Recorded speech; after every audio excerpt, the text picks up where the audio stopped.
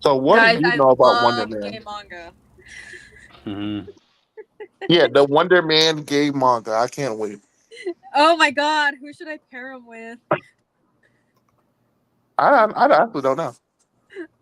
We'll figure it out. Audience, if you're listening to this, let us know. Who do you ship Wonder Man with so that we could put him in a BL manga? I got nothing better to do. Wait.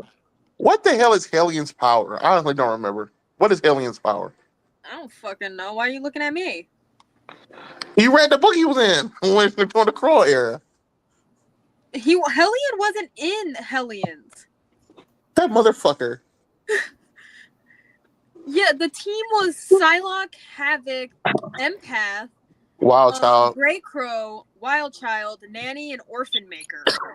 Yeah, I think I read some of it up until I think did Madeline Pryor show up in that book first? Yeah, she showed up in that book, and then I she think was I like, read to that then. Hellion this was sounds like like a false long advertisement, line. man. This is just a long line of like Havoc just going through it. I think all he just needs in life is to just be pegged by a very powerful woman, and that's what Maddie is doing. And more No, sometimes. I think actually giving him his brother's leftovers is kind of really fucked up with his character. He's known for dating Polaris as well, but not a lot of people like him with Polaris, so it's kind of weird. And I was reading the 90s Polaris. X Factor because I like Wild Child, and literally, oh my god, don't get me started on their relationship. I like them with Polaris just because the idea that the brother of the leader of the X-Men was dating like the daughter of their worst enemy at the time was just kind of funny to me. It's great, honestly. Yeah. But anyways, audience, like I said earlier, please let us know which male character. It could be any male character at all, preferably in the Marvel universe, but I'm down for a crack ship that you would ship Wonder Man with. Please let us know, because I don't really care enough about Wonder Man to actually do that research myself. Gotcha. Maybe Sentry, I think that would be funny. You know what? Do something with the Living Lightning. Living Lightning is already gay, and they don't do enough with him anyway. There you go. Like half his age? Over. Is he like what? Isn't he like half his age? No. How old is these people? Both of them are adults. I know, but like. The Living Lightning is like around Peter's age, and I think Simon's only a little bit older. Yep. Am I thinking of someone else? I think I'm thinking of someone else. Gotcha. The Living Lightning was last in Avengers No Surrender, if you read that. Yep. I think I'm thinking of no, his name's not Striker. Awesome. The guy that wears the black suit with like the white lightning on it. That's I think who I was thinking about. Whiplash, Striker, Whiplash. I think it's Striker. Yeah, you talk about the guy from the Electro guy from the Avengers Academy, the OG ones. Yes, that's who I was thinking. No, yeah, that's not what I'm talking about. My the Living Lightning I was thinking about the wrong person. That's my fault. I can admit my mistake. The Living Lightning is like a very, very lesser known Avenger. And you know, I'll probably, if I do Avenger, I'll probably bring him back too. The problem is like with every like old head or random person you pick, you got to pick a popular person to like magic, even it out so people still buy the book and learn about these people. So that's where like the problem comes with balancing. Gotcha. But alright then, audience, you heard our yibber yabber and all that stuff. So you guys just want to talk about shipping over here. I'm getting Austin into the world of BL. So alright then, you guys want to get started? Yeah, because if we don't get started, I'm just gonna talk about shipping all night. Gotcha. That's for the heart. Okay, so alright then. Welcome to Comic Fanatic Live, the news and reviews of the week, audience. You're here with me, Cryptid Seeker 415. I'll save my intro for next week. There. Bullshit. You do this every week. It's always the next week, ain't it? To be fair, he did do an intro yesterday. That is true. Still. Yeah.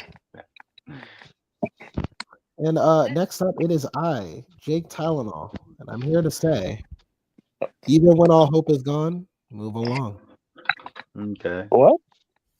Why are you so weird? Lame intro. Yeah, you deserve less with that. Thematically relevant. Ace Comics, Breaky Wall. I don't know. I'm playing Marvel Rivals right now. I'm playing the Maker. So Okay. I'm evil like that apparently. Fair enough. Well, I'm Richter, also known as the Witch of Jotunheim. Pronouns they he, because that has not changed. And I'm drawing one of my D&D characters who is a major slut and is based off of North Star. While Austin plays Marvel Rivals, and I hear loud clicking sounds. I don't think that's for me. Funny enough, And that's from someone. that's usually Jake. Yep. He's the only one with a keyboard in front of him, after all. So. True. True Yes, and that. together we form the Fanatics, and we talk about the news and reviews of the week. And on our Tuesday nights, our oh so special Tuesday nights, we talk about the comic reviews. But today we have a special. We'll be reviewing Daredevil Born Again on the channel. This time, the full complete series, all episodes that have been released by our Lord and Saviors at Disney Plus. So, that said, we also have socials, which is more than happy to share. Yeah. First of all, please subscribe to the YouTube channel if you want to be cool. If imagine me tucking hair behind my ear. Just imagine I'm doing that. Anyways, if you don't, Austin's gonna be very sad and he's gonna come after you, and you don't want that, right, Austin? I will. It'll be very awkward looking because I'm a brick wall. Exactly. He's not gonna come in as a brick and then turn into a brick wall. He's gonna come in as the brick wall. Just remember that. Anyways, you can also follow us on Twitter. I refuse to call it X because that's fucking lame. So it's Comic Phanatic 69. Remember, it's with a PH, not an F, a PH. Got it? Cool. Anyways, if you don't want to follow the whole squad and you just want to follow little old me and what I'm doing, you can follow me on Twitter at Witch of Jotun with an E instead of a U. TikTok, Instagram, and Twitch at witch_of_Jotunheim. You can also follow me on Tumblr and Blue Sky at North Star Aria. Follow me on Rednote / Xiaohongshu at Witch of Jotun with a U this time. And if you want to buy me a coffee, it's Witch of Jotunheim. It should all be in my link tree, which Jake and Cryptid should be putting in every single description. If they aren't, I'm going to be very, very sad. It is. Exactly. That's what I thought. I'm going to check later. Austin, I'm going to check later. Remember. You check right now. I'm busy drawing my favorite slut. Leave me alone. I said I'll check later. So, believe it. Anyways, Austin's playing Marvel Rivals, so he's doing that. If you want to find Cryptid, he's in the same spot as always because he does not like to move from his spot. And Jake, where art thou? I'm in a place where my hands are running cold. These hands that are meant to hold. Whatever that meant, but yes. Pop off, King. I don't know what you want me to say about that. Anyways, yeah, that's all from me. Until I talk about whatever I'm talking about later, which I think you guys might like. Cool. But alright then. Now that I got that out of the way, let's talk about Born Again. Again? So again. I know. I didn't watch it, so. Yeah, it's like what other title can you give Daredevil after Born Again? You know, like that's just his most well-known arc. Well, the final season should be called Daredevil the End. The end. Might as well. Remember they had the whole famous run about Daredevil, like every character in the final years, where they'll call it. Yeah. So anyway, we're here to talk about the season overall. I guess let's give our first overview of it. Personally, for me, I think this was a Frankenstein project of a season. We are aware of all like the reshoots or the additional or the other stories that they decided to put in at the last minute, even though they're already like 7 episodes in already, right? But this kind of like reminds me of what happened with Captain America 4, where you know that there were stories and scenes and characters that were already filmed, but they had the sense to like replace all that, you know, to tell a more cohesive story. Here, though, this season, they didn't do away with the original episodes that they originally aired.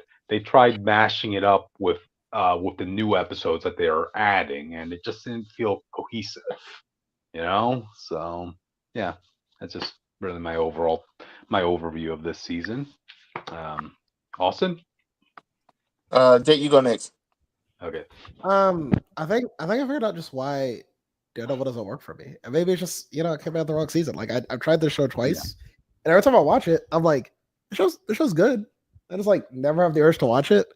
And I think it's just because like I don't know, it doesn't have like the cliffhangers don't be cliffing. You know what I mean? Like Mhm. I kind of watch an episode and I know there's like a cliffhanger to it, but I'm kind of like, like it's Will you give like people? okay, like Will you give people the knowledge that you would never actually watch season 1? You jumped into season 2 and then jumped No, into season. well, I can do that with other shows. That's how I watched The Rookie, No, and no, I I'm enjoyed every saying you should episode. let people know that. Oh, okay, yeah. Mhm. But yeah, that's true.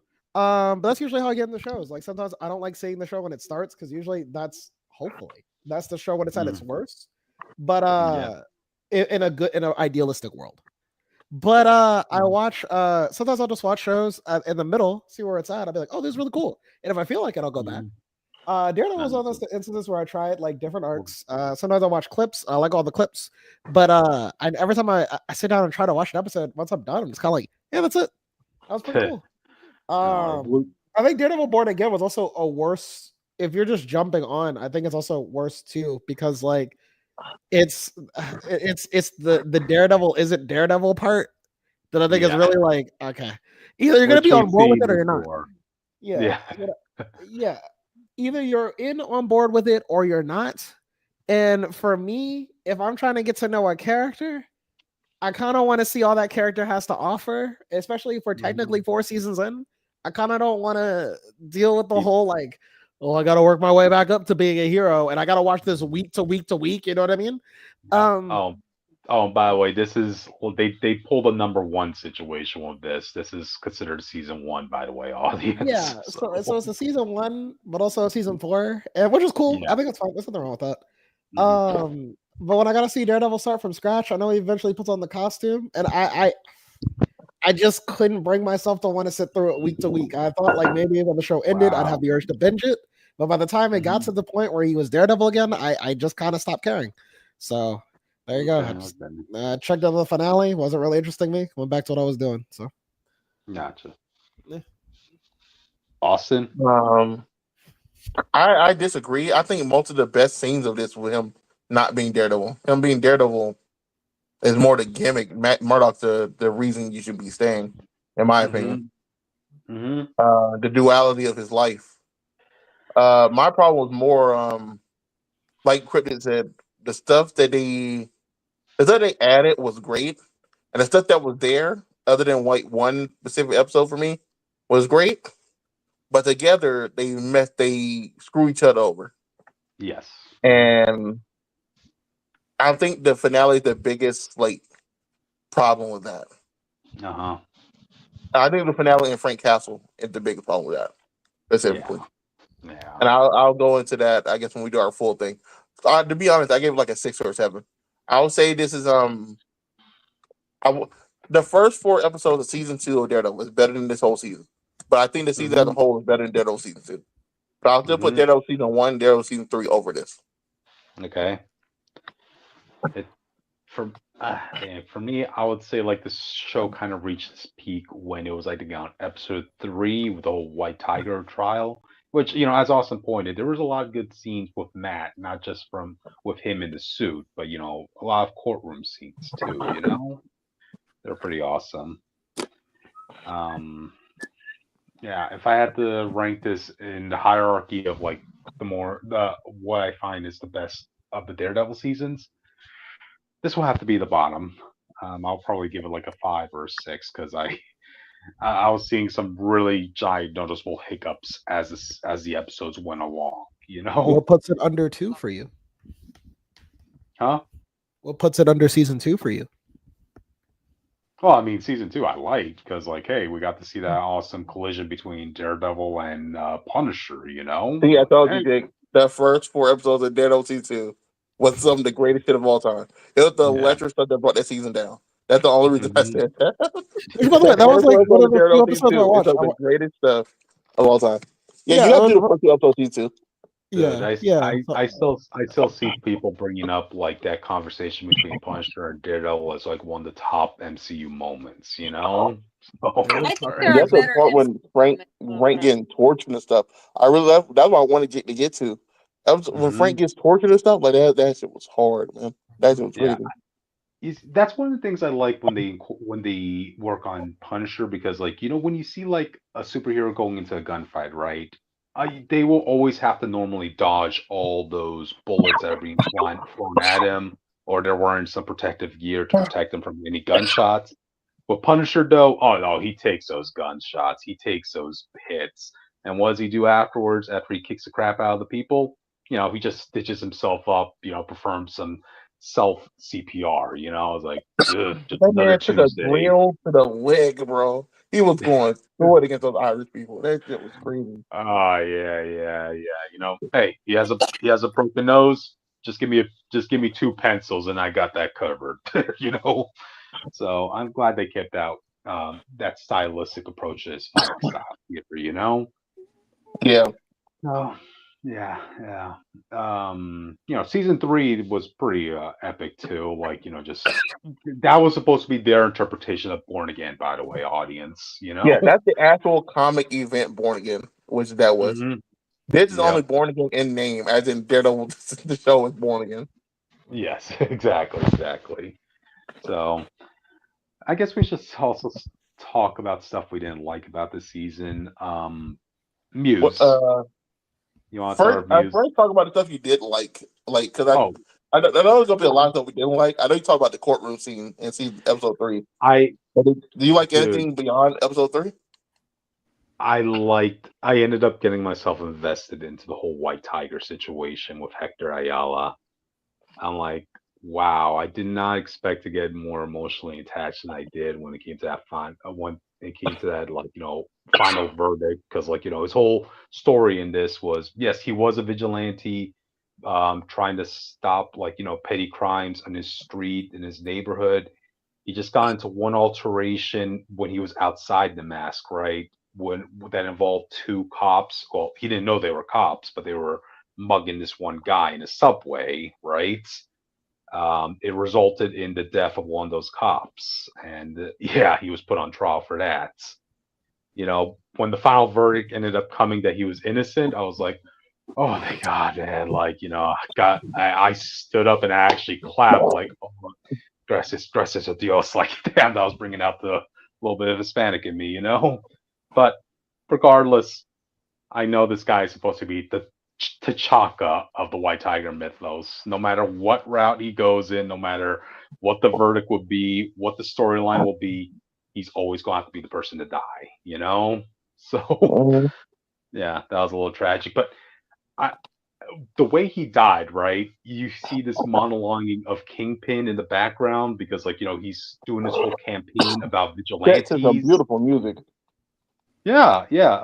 Well, it was in reference to like the frogs that will make music like in Puerto Rico, in the beaches. Yeah. So that was really cool, a nice added touch. But then you also have that dialogue with Kingpin, who was very upset that a vigilante got free from killing a cop because he's running his campaign on trying to stop vigilantes that they are a menace to the streets, right? So you kind of figure that Kingpin is going kind of want to make a martyr out of White Tiger. I was like so pumped up in the next episode for that, seeing what the fallout's going to be. But what happens in the next episode? Kingpin is in a marriage counseling session with his wife. I'm like, okay, something did Also, not like gel there. you know, that guy's death had nothing to do with Kingpin. Like they're trying to frame it like Kingpin did that. Only I reveal like know, this right? episode, like Kingpin like had nothing to do with that. Yeah, I know that's just plots try not coherently tying in with each other because again with that dialogue Kingpin was making, it sounded like he was going to be more interested in making White Tiger a martyr. Like, oh, I'm going to do everything I can to smear this man. But yeah, the plot just moved forward afterwards after he died. You know, so that was disappointing. So Yeah, yeah. episode 3 probably was the strongest episode, and Mhm. I think the next one will probably be Here's a question though I want so to ask the audience. Do you think it's okay to publicly out someone if it means saving their life without the consent? Wait, what was the what? question? Yeah, to publicly out someone to save their life, even though you didn't tell them you were going to do that. Of course not. Didn't Mysterio did something similar to Spider-Man in the second No, he Spider-Man? did have to be an asshole. No. Gotcha. Well, which in this case scenario, right? Like, things were looking bad for Hector Ayala. It looked like he was going to lose this trial. So Matt's final gambit was actually revealed to the public that he was White Tiger. You know, because that would have been the only thing that could have saved his life, even though he Which didn't led to consult his with death. Hector about it. I What was that, Austin? I said which led to his death. Yes, yes. Because It was, for people don't know, he was while he was in jail. The reason Matt was so desperate to get him out is because they were mistreating him in jail. They'll beat him up. You see, every time he goes to talk to Matt, he has new wounds and stuff. But they weren't going to kill him. But when he got away with what he did, that was enough for the cops to be like, he got to go. Yep. Again, there was no cameras or anything at that subway incident, and plus, you even had that one, that one suspect audience. Wait, we never even understood why the cops were even beating up that guy to begin with. To be honest, No, he was they told us he he was was in a their he was an informant. informant, and he was going to Mhm. he was trying to leave and stop or something. So they were Oh, going okay. to rough him up to make him stay, which was Okay, dumb. okay. Yeah. But I guess it was enough for him to be a bitch about it, and not and not tell the truth in court. Yeah, at the end, he chickened out and told the story that went along with the cop's story. Like, I wasn't there at the subway. I was at my house at this sort of time, this and that. I never met Hector, even though Hector's the one who saved your ass. Like, oh man, that was heartbreaking. After You know? lying and saying he was going to do it, that was the messed up part. Yeah. Especially since Matt literally saved that guy, because remember, the cops were going to look to kill that informant so that he wouldn't be able to testify in court. Yeah. So, Oh yeah, a lot of people were saying like, it wasn't a lot of Daredevil this season. Matt does a plenty of Daredevil work, just not in costume.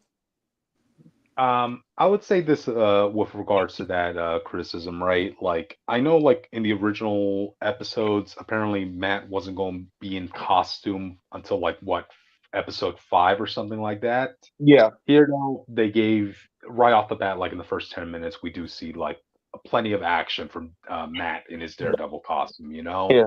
So that was, I would say that was the better approach to at least satisfy an audience, because like I didn't even realize until like a couple episodes later that, oh yeah, I guess he wasn't wearing the Daredevil suit until then, because I was My I already think problem that with that's that satisfied. fine if was, you're coming, if it was all in one sitting. Is the fact that I'm coming. Well, I'm talking like for me, I can't speak for other people because, like I said, every time I watch a show, it's well written. Like I have no problem with like the writing. I didn't see the bad episodes, so I can't speak on them. But like, if it was all in one sitting and I could just sit through it and just binge it and just get to the Daredevil at my own pace, that's fine. When you're asking me week to week to come back, and I'm just trying to see like what's the Daredevil shit look like, which you do see in episode 1, to be fair.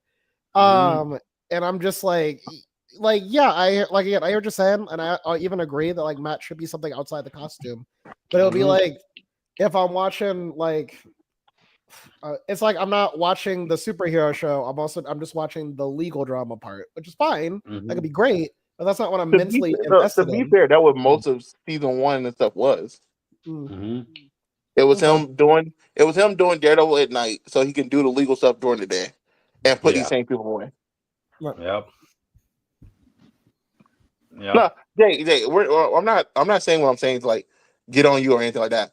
It's fine. Like watching week to week just isn't for you. That's fine. That's not a bad criticism or anything. But I just know a lot of people online who will say the same thing, but their favorite Daredevil outfit is like him with a do-rag on. Oh, isn't that season 1? So it's like he's still not Daredevil. He's just doing the same shit. That's like saying like, oh, when he fought the cops in the apartment, that don't kind of Daredevil stuff. He wasn't in costume. Your favorite costume is a do-rag. Yeah, bro.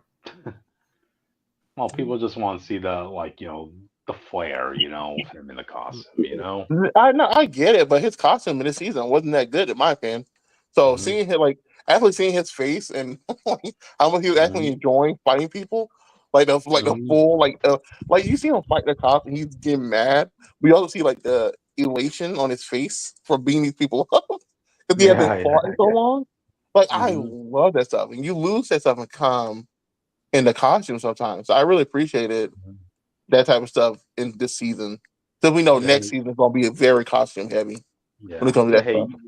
you ended up getting the best of both worlds. You got enough of his costume to have an action scene with a satisfying audience, but at the same time, you got to have great scenes of him without the costume on. Other than episode 3, I guess the next best episode was what, number 6. So Which one was 6 that? is after the bank episode where Oh, Kingpin oh, and Daredevil both become, get back to form. yeah. Daredevil tries to put his suit on. He's out. He has to do what he got to do, and Kingpin beats up Adam for the first time. Dude, I was like, that's probably the that next could best episode. dude, that could not have been the first time because audience, in case you want to know who Adam is, yeah, apparently Wilson Fisk's wife cheated on him with an artist, and that happened to be Adam. So, what do you think Kingpin's going to do? What? I think that was the first time because Adam was so shocked that he gave him a weapon to fight him up with. Well, he was so taken back that Kingpin wanted to let him out the door, bro. I, dude, dude, yeah, but people don't know. realistically, If y'all don't watch the yeah, show, y'all need to watch that fight because Kingpin yeah. was doing some Goku Ultra Instinct dodging versus this man, and it was very funny. Oh man. Well, hey, for a guy who could fight against the Punisher, man, you gotta have some mad skills. Oh, also, But realistically speaking, the second Kingpin tosses Adam to the concrete ceiling and cracks a bit of the stone as he falls down, like realistically, Adam should have been done there, like yeah, look, fractured spine. This and this that. final episode, and that episode fully tells you this Kingpin has super strength to a degree. Yeah. This is Oh yeah. more comic book like Kingpin, straight up. We Yeah. know That. we knew he had it to a degree if you count Hawkeye, but Yeah. they also very protective of Kate, so he didn't really get that fighter. Yeah. So it's hard to tell, but it's very clear this guy's strong. 350 pounds of muscle. That's not a joke. Oh Yeah, yeah. that's Yeah. Yeah. dangerous. I don't know what to tell you, man. That's pretty Like, dangerous. I'm not an like, expert. yeah. Not to spoil too much, but there is like a really gruesome kill. Kingpin does in the finale. That's wow. Um, Yeah. yeah, but so those probably the best 2 episodes. Let's just go Oh, ahead to the bad. wait. We got a comment. From There is Tony. Jayhawks. No, it's from Jayhawks 456. Daredevil finale was great. No one can stop the Punisher. Speak your truth. Uh, It, he, it's funny you should mention that because we you all say we that all know what. he was Yeah. very stopped. Yes, at the end, like so. But welcome to the channel. Welcome to the channel, Please dude. let us know what your Wonder Man ships are. That's your Yeah, that's Wait, your yeah, yeah. today. You have to wait, tell you can't ambush new people with that, okay? Yeah. Too bad. I'm already doing So it. yeah, we just mentioned what we liked about this season. You mentioned to us what you liked about this, Jayhawk. So Uh, yeah. Chris, you go to the bat first because I feel like you have Wait, I want to say you wait, have there, more. wait. There's one more good thing I want to mention in this show. Oh, I okay. want to say this. I liked what they did with Vanessa, Kingpin's wife, because I remember, disagree. audience. Well, okay, okay, so Oh, we might have a No, hello. no, no. disagreement. I disagree in a sense. I don't think what they did was bad, but I think Uh-huh. because of what the finale did, I Oh don't like it. well, aside from the finale, for the most part, Vanessa I liked because audience, remember, originally they recasted Vanessa for this season, right? But I guess the original actress looked at the script and she's like, "Oh my God, there's a lot of good stuff here." No. Put me back in. Yeah, I could fit it back in the heels, this and that, which is what ended up happening. Oh, No. So from my understanding, they recast it without even asking her first, oh, and she was okay. confused about it. So she reached Uh-huh. out to them, and they're like, "Oh, you really want to do it? Go ahead, I guess." Oh, okay. I get Yeah, going by like the she, but conversation. according to her interview, she was very confused. Like, why they didn't try to ask her first? Yeah, but thank God she did because she had a lot of good material here, right? Because like in the first 3 seasons of Daredevil, she was there as the love interest, the kingpin, the kingpin. She was also playing the part of like the devil on his shoulder. Yeah, Like even though she's an art seller, like yeah, something about like kingpin, like being that crime boss that he is, like gets her attracted to him.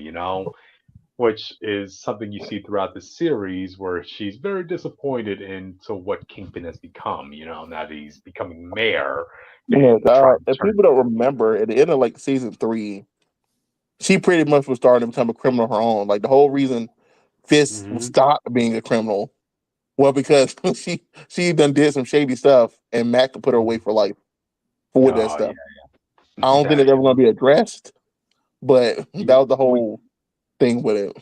we can only make up an explanation into our heads, like because remember this is several years had passed since season 3 and season 4, so you can only imagine what sort of adventures she had on her own. So yeah, I'm glad she kind of got to step forward a bit, but as a dark horse, like no one was expecting her to be a game player, but here she was. I mean, for God's sake, she was the one who ordered the assassination of Foggy in the end. I'm like, dang, huh, I didn't see that coming. Oh you yeah. know? Speaking of that, thank God they didn't do the Secret Life of Foggy Nelson.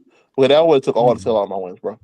Like a lot Uh, of people on TikTok wanted that, where she mhm. basically her and Foggy made a deal, and she fake killed Foggy, and Foggy was actually living a secret life. I was so scared they were going to do that and take the whole wind out of the sails, Mhm.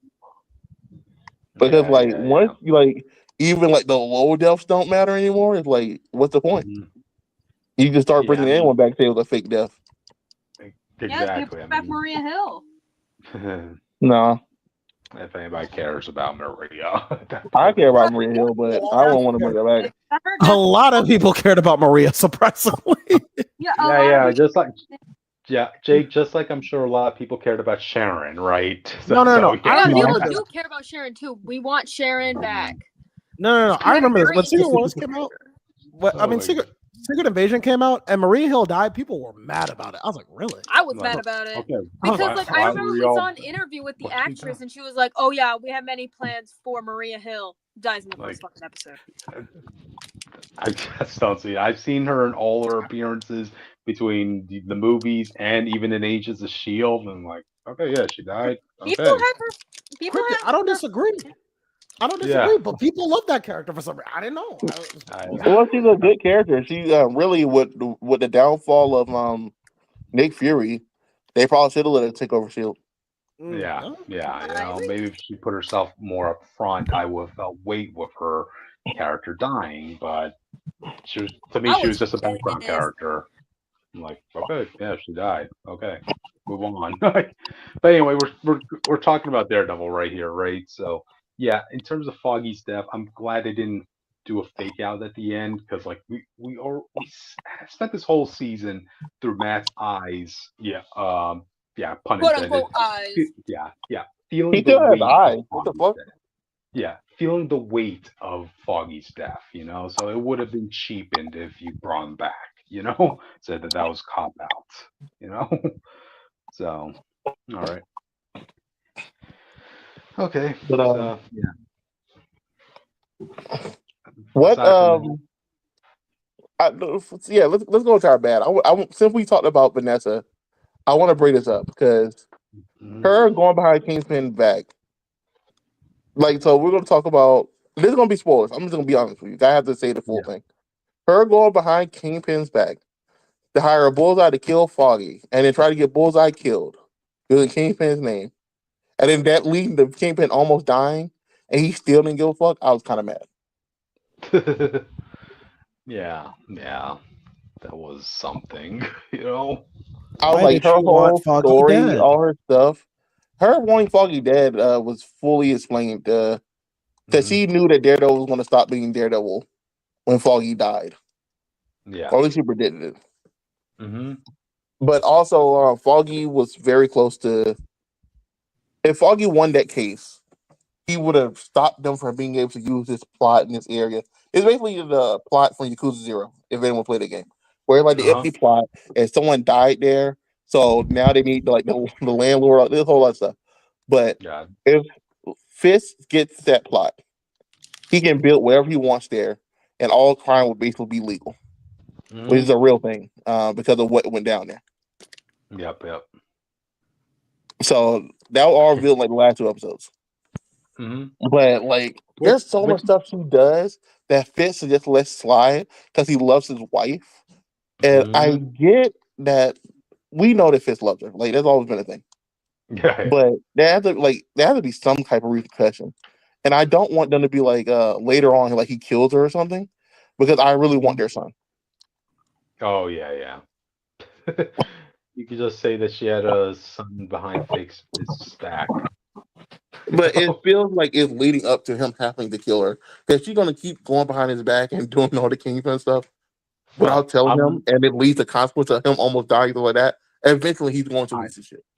I don't think she's going to keep secrets from him anymore since now this is the man she married. You know, the man she married is back.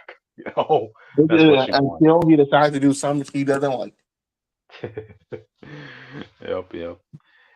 Yeah, keep this in mind, Austin. Remember their first date? She had a gun in her purse. Yeah, yeah. Okay. What do you expect? What do you expect of a relationship that started like that to go? You know. So I feel like that's most relationships nowadays, though. gotcha. So Can never alrighty be too then. safe, okay, people? True, true, true. So all right, we talked about what we liked. Now might as well talk about what we didn't like. Probably a lot. Uh, let's go. The unan- Let's go. Let's go character by character. Okay. Um, Muse, I think that's a unanimous character that I've seen everybody agree that yeah, they kind of screwed up Muse. Like they didn't use him to his full capacity Yeah. in this series, which is sad because he Mew. kind of. Mhm. Go ahead. Go ahead. No, you finish. Yeah. I was about to say, Muse felt like he ended up being the sacrificial lamb for all the new shots and stories they were adding because like they really wanted to emphasize specifically the Punisher cops as the bad guys in this, and that Yeah. ended up overshadowing Muse, you know, which was very sad because I think yeah, me and Austin mentioned this before. These Punisher cops, they're just cops. Like there's nothing abnormal or that out of the ordinary than any other one. So it's hard to see them as a dynamic force against the superheroes. You know, Also, so spoiler alert, most of them are already dead. yeah, pretty much. You know, yeah, yeah. So yeah, Muse was definitely a letdown.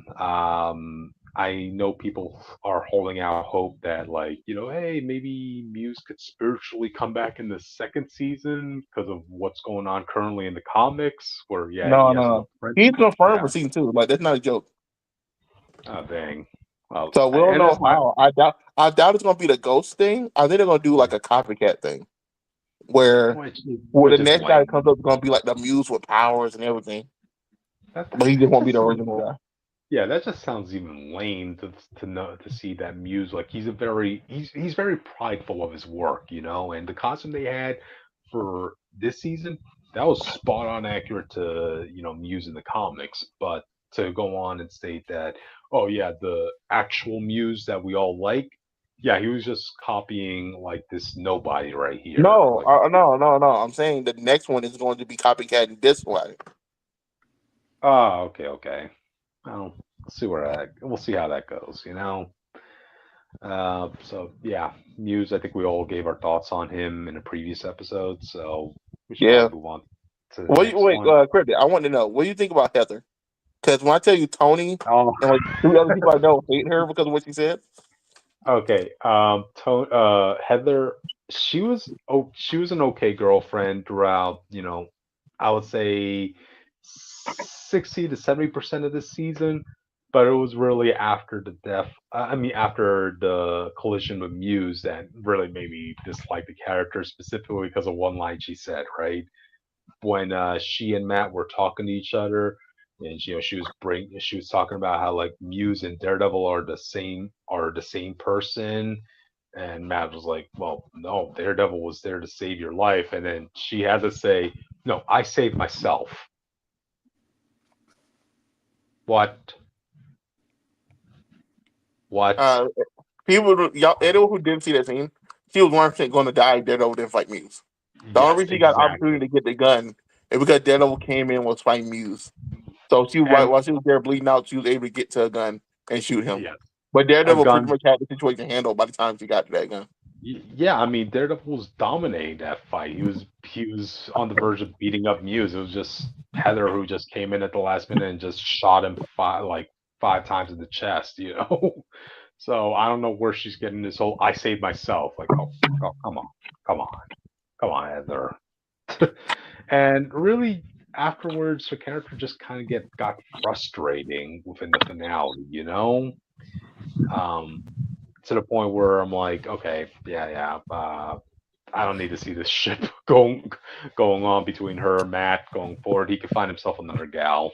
So I don't know why they did her because I think she's also the reboot stuff, like the remake uh, stuff. Because we know from the uh, leak stuff before they redid their shows, Kirsten, whatever her name was his girlfriend, Kirsten, who yeah, is like his main girlfriend from the comics Karen? right now. No, Kirsten, Kirsten, Fucking no, dude. I'm just mhm, knowing yeah, these that's why I said people. Christian. yeah. She was Matt's lawyer partner back in the comics He's been his for longest ongoing relationship with Elektra since Karen died, I yep, believe. yep. So it was weird to have her here and basically get nothing, get him some random therapist girlfriend. hmm He wasn't even his therapist. That was the funny part. So like he didn't Kristen's get anything for that. funny enough. Kristen is actually the one who set Matt up with Heather. So Exactly. yeah. So yeah, going forward. Oh yeah, and the way her character ended in the last episode, apparently Mayor Fisk decides to make her the head of his mental health department. So see where that goes. Because for whatever reason, Heather has a grudge against masked vigilantes. To be fair, that's because one tried to murder her. Well, and to also be well, she already had a grudge before then too. I mean, to that whole even state, yeah, you have a problem with masked vigilantes in a world where half the population got saved by masked vigilantes. Hey, no, he didn't. Yeah, yeah. Half Let's not pretend. both the Avengers are unmasked people. You had a couple who had their identity secret, Other than Spider Man, you pretty much know every other Avenger. but they were still masked heroes. So. Cool. Okay. Yeah, I'll come up with I'll name some at that after this episode. I'll look them up. So Okay. okay. So yeah. Other than Um. her, Well, how do you feel about Karen? well, she was definitely here during the reshots.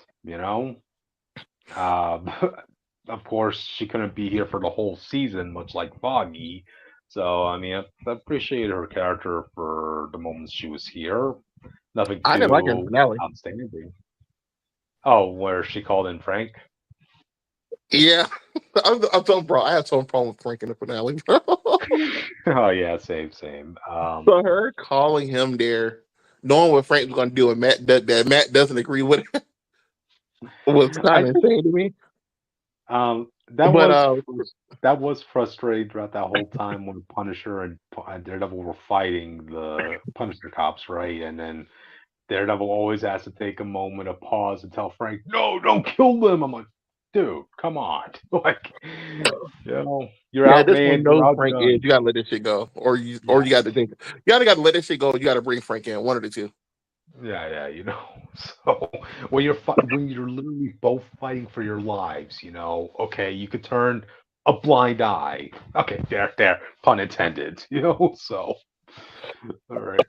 Yeah, I don't know, but other than that, her leaving Matt again at the beginning of the season, we know why they did it out of universe. In universe, it kind of felt kind of like very shitty.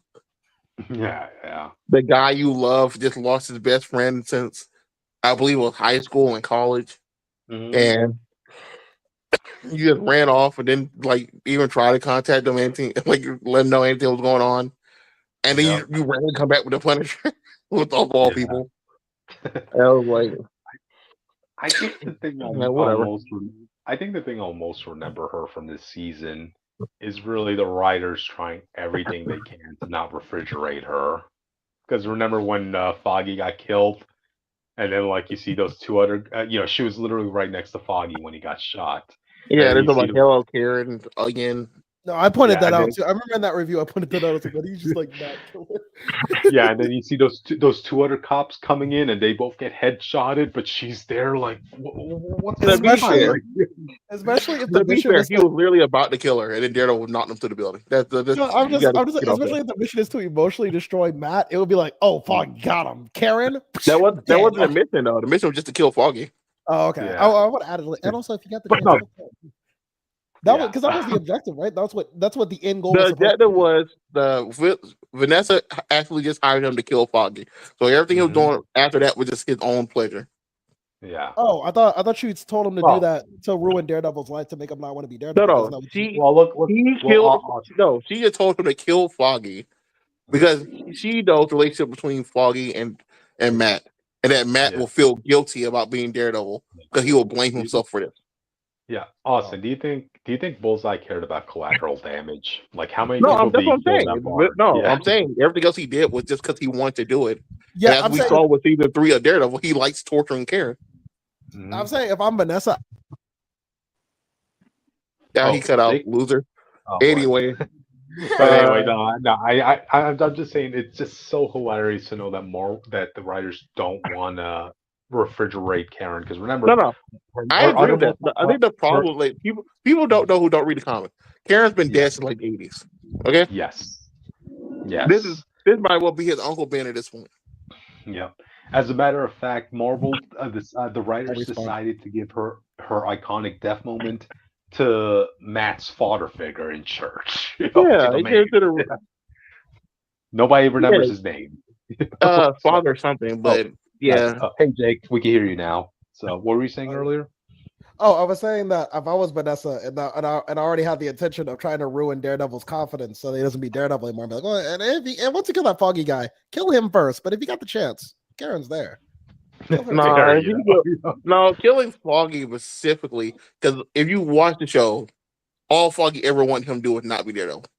If she Mm, if she killed Karen, Daredevil was definitely going for revenge. okay, Mhm. okay. I see. But with him feeling guilty about Foggy, who always told him to stop me Daredevil, because it's going to get him or me killed, and then it ended up getting Mhm. Foggy killed. Was like the fucked up part about it. Okay, I see. You know what's even more funny about Foggy's death is the fact that they literally just had to replace him with that other retired cop guy to tell Matt stop being Daredevil. Like really, No, no. To be really. fair, no. The Yeah. retired cop guy replaced Brett. Huh? The retired cop dude just replaced Brett.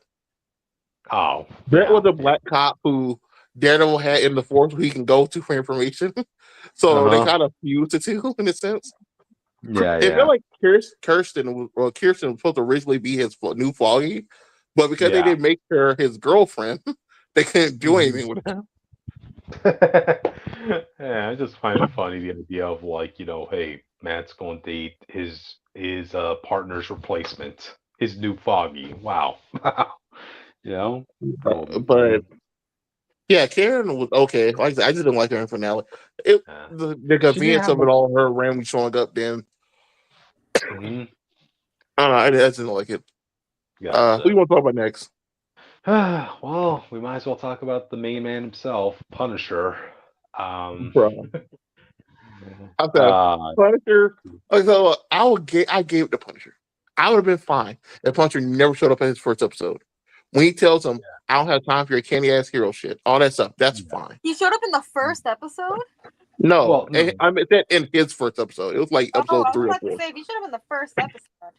Yeah, I But mean, the whole point that, that Punisher gives him is that mhm, I don't have time for this hero stuff. I got to go kill some people. yeah, I don't care that these cops are using my name to do all this stuff. He yeah. basically tells them that out front. Like, he does not care. So for them I to mean, bring him in the finale, and for him to them be like, actually, he does care. Fuck you. mm, I was very upset by that because, especially since, like, look, okay, they wanted to do the whole, they were bent on making the whole storyline of the, the cops with the Punisher logo, this and that, right? I was kind of hoping that this season would be them, okay, airing it out. Okay, you did the story, all right, we could kind of move on with Punisher going forward because remember, we're supposed to get like a 1 hour special of Punisher Yep. after this. Yeah, and this was going to be all on John Bernthald's design because he's very passionate about Frank Castle, right? I think they originally planned on putting Punisher in season 3 of Daredevil, but John Bernthald turned it down because he did not like the script and what they had planned for Punisher in that story, right? So he turned down a paying job audience. I think, So I think, that I should think it's just because he went to a comic store and the guy told him, "Hey, don't fuck it up, though." yeah. So yeah, he's putting his money over where his mouth is, audience, and he always mentions that yes, he went the next time he does Frank Castle, he wants to do service to the character because he holds a special place for that character in his heart. Has This and he that, right? stopped sounding like he's about to cry every time something goes down? I know. He's a little Like, bit of I love to overacting do it here. Punisher, but anytime he starts yelling after he got beat up, it felt like he was about to cry. You think you know He- my pain? he's a man who lives a life of pain, man. What can you say, emotionally and physically? But yeah, I was really hoping by the end of this we could kind of go past the whole cop thing with the Punisher skulls, and we could have Frank do his own story the way we all Nope. want to see Punisher go. Nope, nope, audience. That No, whole 1 hour special is probably gonna be him finishing off the Punisher cops. which I didn't like. Yeah, he killed everyone, but they killed everyone but Cole North and the Mhm. main guy who people wanted dead. Yeah, yeah. Despite the people, the police officers, the Punisher skulls, a lot of them getting killed in the finale. Apparently, there's still enough manpower for them to like literally be patrolling the whole city of New York to the To be point where fair, they found they did address that. Fist is the like expanded the task force. Okay, I guess so. It was one line, but Fist did address it after like the Punisher fight. Gotcha. But like again, these are just regular cops. Like Yeah. who exactly are they taking down? Because like their whole task force Yeah. is about subduing vigilantes. But which Oh yeah. vigilantes? But no, so people don't. If you didn't watch the show, you just see the scene. But they have a whole slave basement Yes. of people. So one of them is Swordmaster from the Hawkeye show. Yeah. So we know he was kind of doing vigilante stuff, Yeah, according to what like the little stuff we saw. But we there was other people in cages we did not see. yeah. Like we saw pieces of their clothing and stuff, but it wasn't anything like noticeable. And then the last person you saw was Frank Castle, who they captured in this episode. Yeah. Keep in mind, Swordmaster was the only other recognizable person in this cage, and his reign as a vigilante is just like him in his casual suit wearing what you call one of those winter masks, a ski With mask, a sword. basically. With Yeah, a that's fencing it. sword. Yeah, I mean that's it. Like what are the vigilante who are the vigilantes you're taking down? I think Like, they were trying to pad it out because we know season 2 they're trying to get Luke Cage and Justin Jones back at least. yeah. We don't know about the Iron Fist actor. He wants to come back, but I doubt they want him back. But so I I guess can if see you them like putting Luke. I can see them putting Justin Jones in the cage, but there's yeah. no timeline where you can convince me these cops caught Luke Cage. Hell the fuck no, man. Like again, these are just regular individual cops that have no enhanced weaponry or gadgets. It's just yeah, you just put the Punisher skull on them. That's it. Yeah. Yeah. So Um, me and Cricket called this when we saw how Muse went out because it's literally all you can really do with the Punisher at that point. yeah. But the problem was they already set up the fact that Punisher didn't care. So now damn near on the edge of tears, crying and talking about how y'all admire me, y'all know what I've been through. Like, bro, it's too late to act like you care. Yeah, that We that don't care anymore. that really felt like that was a requirement that the studio forced upon like either the writers or on John Berthold's character. We have to address that situation with Punisher and the cops, you know? Um yeah, yeah. Yeah, but But even then, they still wrote it. So he said he don't care and try to act like he cared. Just if you wanted him to address it, he should have addressed it before the finale. Like he should have yeah. had a better reaction when Daredevil told him the cops are murdering people in your name. Because in hmm the comics, he did have an immediate reaction.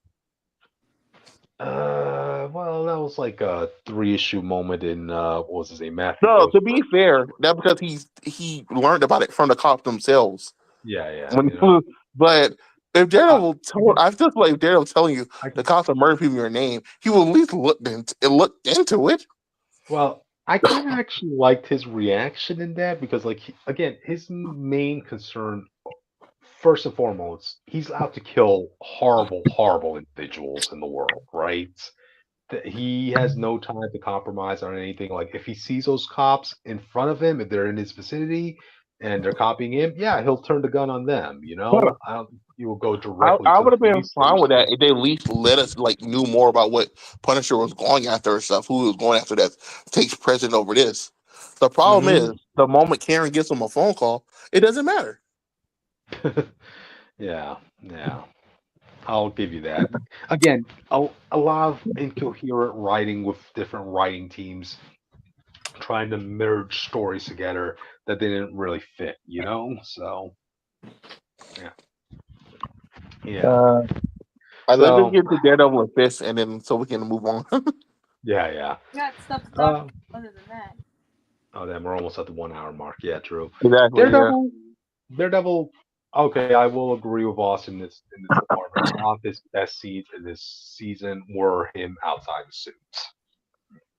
You know, I still like what he did to, defend White Tiger in the first few episodes of the series. And let's see, what else did I like about him in this? You I got any just like moments, him Austin? trying to fight as Daredevil as Matt, but also not Mhm. give away his identity. I just thought it was funny because after he beat up the cops in his apartment, he was Yeah. in he was in court egging them on about it, knowing that Well, they in can't his reveal they got beat up by a blind man. yeah, yeah, that's his only defense, you know. So, yeah, That's what was um, killing me, man. yeah, yeah. So, But no. Aside from that, yeah, I I'm think his expecting relationship more with action. Bullseye was interesting in this Oh, run yeah, because yeah. Bullseye brings up a very good thing about like Daredevil. It's like if you were a good man, you would defend me. Who's your worst enemy? That whole like Yeah, speech he gave him, and yeah, only yeah. for the episode to end with him defending Fist, and you see Bullseye's reaction. He's so hurt that that Daredevil sees Kingpin as his Like, worst enemy. He feels like the bullet for him. dude, Daredevil tried killing Bullseye in the first episode, only for a couple episodes later to have Daredevil save his mortal nemesis. Wow, dude. Wow. Yeah, Matt, I know you don't like killing and all this stuff, but yeah, you didn't exactly have to take a bullet to save your arch nemesis, you know. So nobody's expecting you to do that, you know. So yeah. I was very surprised. It's like, bro, you could have been rid of him. I get yeah, why you did it, but it's like, come on, yeah, yeah, you could have been rid of him. yeah. So there's that. But Um, Fist was interesting because depending on mhm, how you look at Fist, he's either a better character than he was, or he's a worse character. The double yeah, Vanessa either drags him down or pushes him up for people. Because other than mhm, that, he was pretty much the same character. yeah, yeah. That's one. He was very much an all over the place sort of character this season, audience. There are moments I liked him, and then there were moments I was frustrated with him, you know? So, yeah, But overall, what yeah. do you guys think of the series as a whole? The season as a whole, It was in the bottom of all the Daredevil seasons for me. You see, for that we gave that already at the beginning of the review. Yeah, but Yeah. also it's like an hour 30 minutes in, and we gotta get through stuff before we get to 12. So Okay. So anyway, yeah, Man, that's we pretty started much at our one. gotcha.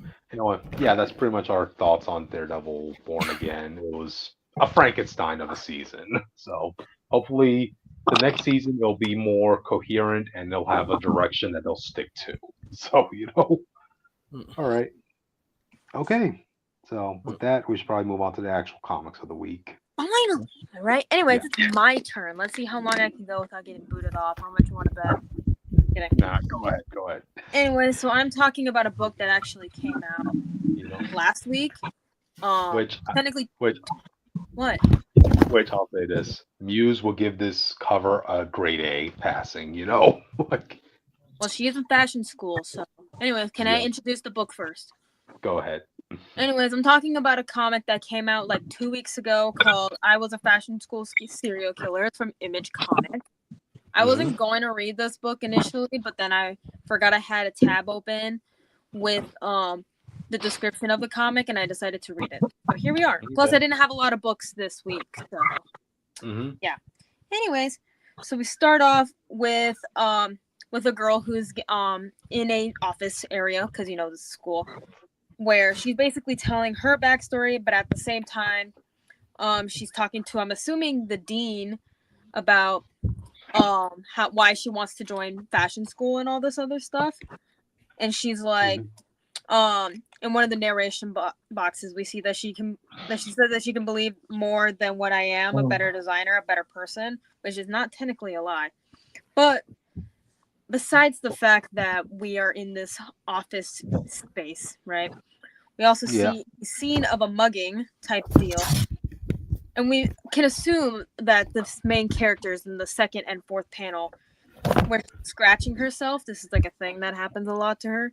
She's scratching herself. Guess what happens? We see that guy again, that mugger guy. He's about to do something really shitty to this girl that he's mugging for no fucking reason. So, guess what happens to the guy? Chink, chink, into the net. Chink, chink. He about to become her next canvas. Sure. Yes, the canvas. And so at the same time, the dean, I can assume, is talking about like, oh, if we can like look at your work and all this other stuff. And while he's looking, he notices that that she chooses interesting materials for her work, and she assumes that one piece that she made is made out of leather, right? Sure. But anyways, so he looks at some of her designs and he's like, but is this bold enough to get you into the most prestigious fashion school in the world? And we cut back to the mugger guy, and he's just bleeding out profusely from his neck because she probably hit a jugular, which is not good if you want to be an asshole. And so we see the guy getting taken into the dark. But at the same time, our main character got accepted into fashion school. Everyone clap. Yay. Fair enough. Austin, you didn't clap. I'm very disappointed in you. I don't clap for murderers. She's a good murderer, though. She's a justified reason for murder. Okay. Go She ahead. helps her own. Anyway, so we see our lovely main character. I forget her name, but I'll be reminded of it later. So she's walking into her first day of class in a cool outfit. And then later on, she's like in thought and everything like that. And so we see someone like kind of grab on her, like tug at her jacket because she's wearing a leather jacket. And so we see this other character, and she's kind of preppy. Not really preppy, but she dresses like a normie, which is like what I'm gonna call in this case. And she was like, "Oh, where'd you get this? Is this leather?" And so our main character is like, "I made it myself. It's a kind of leather." And the other character is like, "You made it yourself? That's really cool." And guess what? If we're in a school scenario, we're gonna get bitchy mean girls, and we got 3 of them right here. She's acting all bitchy because like, oh, you made that yourself? Like you showed up to the first day of fashion school in homemade clothes. Oh my god. And our main character is like, I only make clothes that I make myself, right? So I can't remember if it's her first name or her last name, but Bethary. That's the only name that we have so far, but that's fine. Got it. Guess what? We still have to deal with bitchy mean girls no matter where we go. And I don't like a bitchy mean girl. Mm-hmm. Yep. Anyways, so we see the teacher, you know, and she's looking at the jacket and she's like, oh, very nice work you've done there. But it's obvious you've been sewing for a long time. Yes. Mm-hmm. Knowing Oh, how to work. sew is a very useful skill. I'm just saying. Yep. Like, you don't Hey, need to be just an like expert, but as long as you know some basic stitching, you're good. yep. Just as long as you're not working yourself to death, you know. Wink, That's wink. with anything. That's literally with Mhm. anything. Mhm. Guys, these guys work me to the bone to make them drawings. I'm just kidding. Anyways, we have to deal with the bitchy mean girls, and we find out that the other girl, the kind of normie girl, not the bitchy mean girl, her name is Sophie, and Yeah. you know, God forbid she has an interesting ringtone. God forbid it sounds like a freaking doorbell. Anyways, they start the class. You know, they start off materiality 101. It's whatever. And guess what? Our main character, Betheria, that's what I'm gonna call her for right now. She takes off her jacket and she starts scratching her neck. You know? And can you switch to the next picture, please? Wait, there you go. Remember that Ooh. guy, that mugger guy from earlier? I forgot to Yeah. mention he had a chest tattoo. Oh, dang. He had a Okay, okay. chest tattoo that we can assume that she sliced off and put it on her jacket. You know? So, just a cool, fun design element. The You really could say that this is her way of immortalizing him. You know, so damn, damn. Anyway, so we cut to lunch, Mhm. and our main character is like sitting at her table eating her fries alone. And guess what? We see her maybe kind of friend, and she's like, Rennie. That's what I'm gonna call her from now on because why not? Mhm. She's like, I thought that was you. Hoping to see you again. And she's like, I prefer to eat alone. And so Sophie's like, huh, me too. Cheat day, huh? And Mhm. all this other stuff. And she's like, I don't think I had sugar in like 3 months. And she's like, wait, unless you're one of those. Like, you know, one of those people that can eat anything and not gain weight.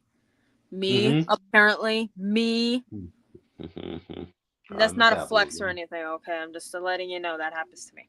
Anyways, Yeah. Sophie calls over her friend Bets, right? And she notices that Rennie is scratching herself. And she's like, oh, what's that about? You did that in class too. And she's like, you don't observe healthy boundaries, do you? Like, I have a skin condition. It gets aggravated when I'm annoyed. Me too. Anyway, some more of her Yeah. friends Sophie's friend shows up. They're vibing, whatever. Guess what? We get bitchy mean girl back. God forbid you Ooh. don't want to eat the cafeteria food. God forbid. Yep. Anyways, so the bitchy mean girls leave. It's whatever. Sophie's like, I forgot to silence my phone in class, and I recognize the door chime. It's a food delivery service, whatever. And so Bets is like, oh yeah, Sophie's like a hardworking student in this school. Like, she's pretty cool. Like, trust me, she's like my hero. Like, trust. And so he's like, oh my god, stop. It's just my family that has a lot. Like, okay, leave me alone. Anyway, so someone else shows up. Guess what? It's Sophie's boyfriend. And Ooh. Rennie is like so fucking annoyed. She's like, I can't with these fucking people. Me too, honestly. People can be a lot. Anyways, Rennie leaves, and Sophie's like, I'll see you tomorrow. Same table. I'll save you a seat. And Right. Sophie's boyfriend is like, who the fuck is that? And Sophie's like, that's my friend. She's cool. She's weird, but she's cool. She makes her own clothes. Anyway, so we see Rennie go throughout her day, you know, learning things. She has her hair up in these like cool pins that she made. Keep in mind, she's still scratching because of her skin condition. Because God forbid you have a skin condition. Anyway, so we see the teacher, in another day where she's says some bad news that they lost one of their own. And you know what? It happens. It happens all the time. The pause was necessary, guys. Okay? Anyways, dead. The person didn't seem dead. They just looked like they quit the school. Like, God forbid. God forbid you want to drop out. Anyway, so the teacher's like, okay, now that we're done with that, on to what can be the most important assignment in your classes. The midterm. Yay, midterm. Ooh.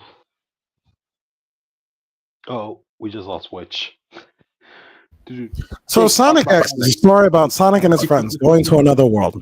I think one of my favorite episodes of the show is when Sonic was racing Speedster Sam. Can you shut the fuck up? You do this every single time. Why can't you just talk about the damn book that I have? Okay, I think my books are very fucking interesting, okay? Maybe I should do this to you. Maybe I should make some cool clothes out of you. No, feel free. Yeah, that's what I thought. Anyways, so, you know, the teacher's talking about the midterm. We see the bitchy mean girls as we always do. We see Beth all nervous.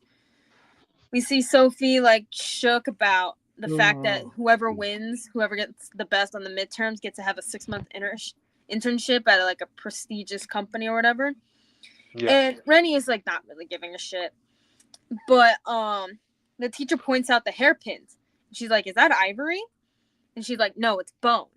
Right? Because if you know, you know. If you've been paying attention, Jake, which you have not been doing. You just want to talk about Sonic? You just want to talk about Sonic all day? Save that for another life. Anyways, so the teacher's like, did you carve those yourself? Like, I'm expecting amazing designs from some of you. Like, hopefully something awesome. And she dismisses class. Rennie's like, fuck you, bitch.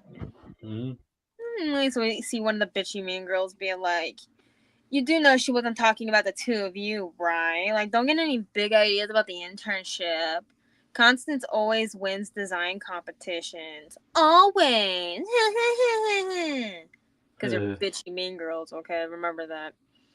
Like, why can't you just be bitchy and nice? You can be bitchy and nice. Anyway, hey, so got Sophie, sweet and sour in a meal after all, you know? So for real. Like, Sophie's like, ignore them. Like, let's go get lunch. And Rennie's like, not today. I need to take care of something. So we cut to outside the school where we see this one girl walking to wherever she needs to go at night. You know, and we see a creepy police officer. We see Rennie just scratching her arm and all this other stuff. And, you know, the girl, she's wearing yellow, by the way, if you didn't know. She's like, how fucking dare you grab me?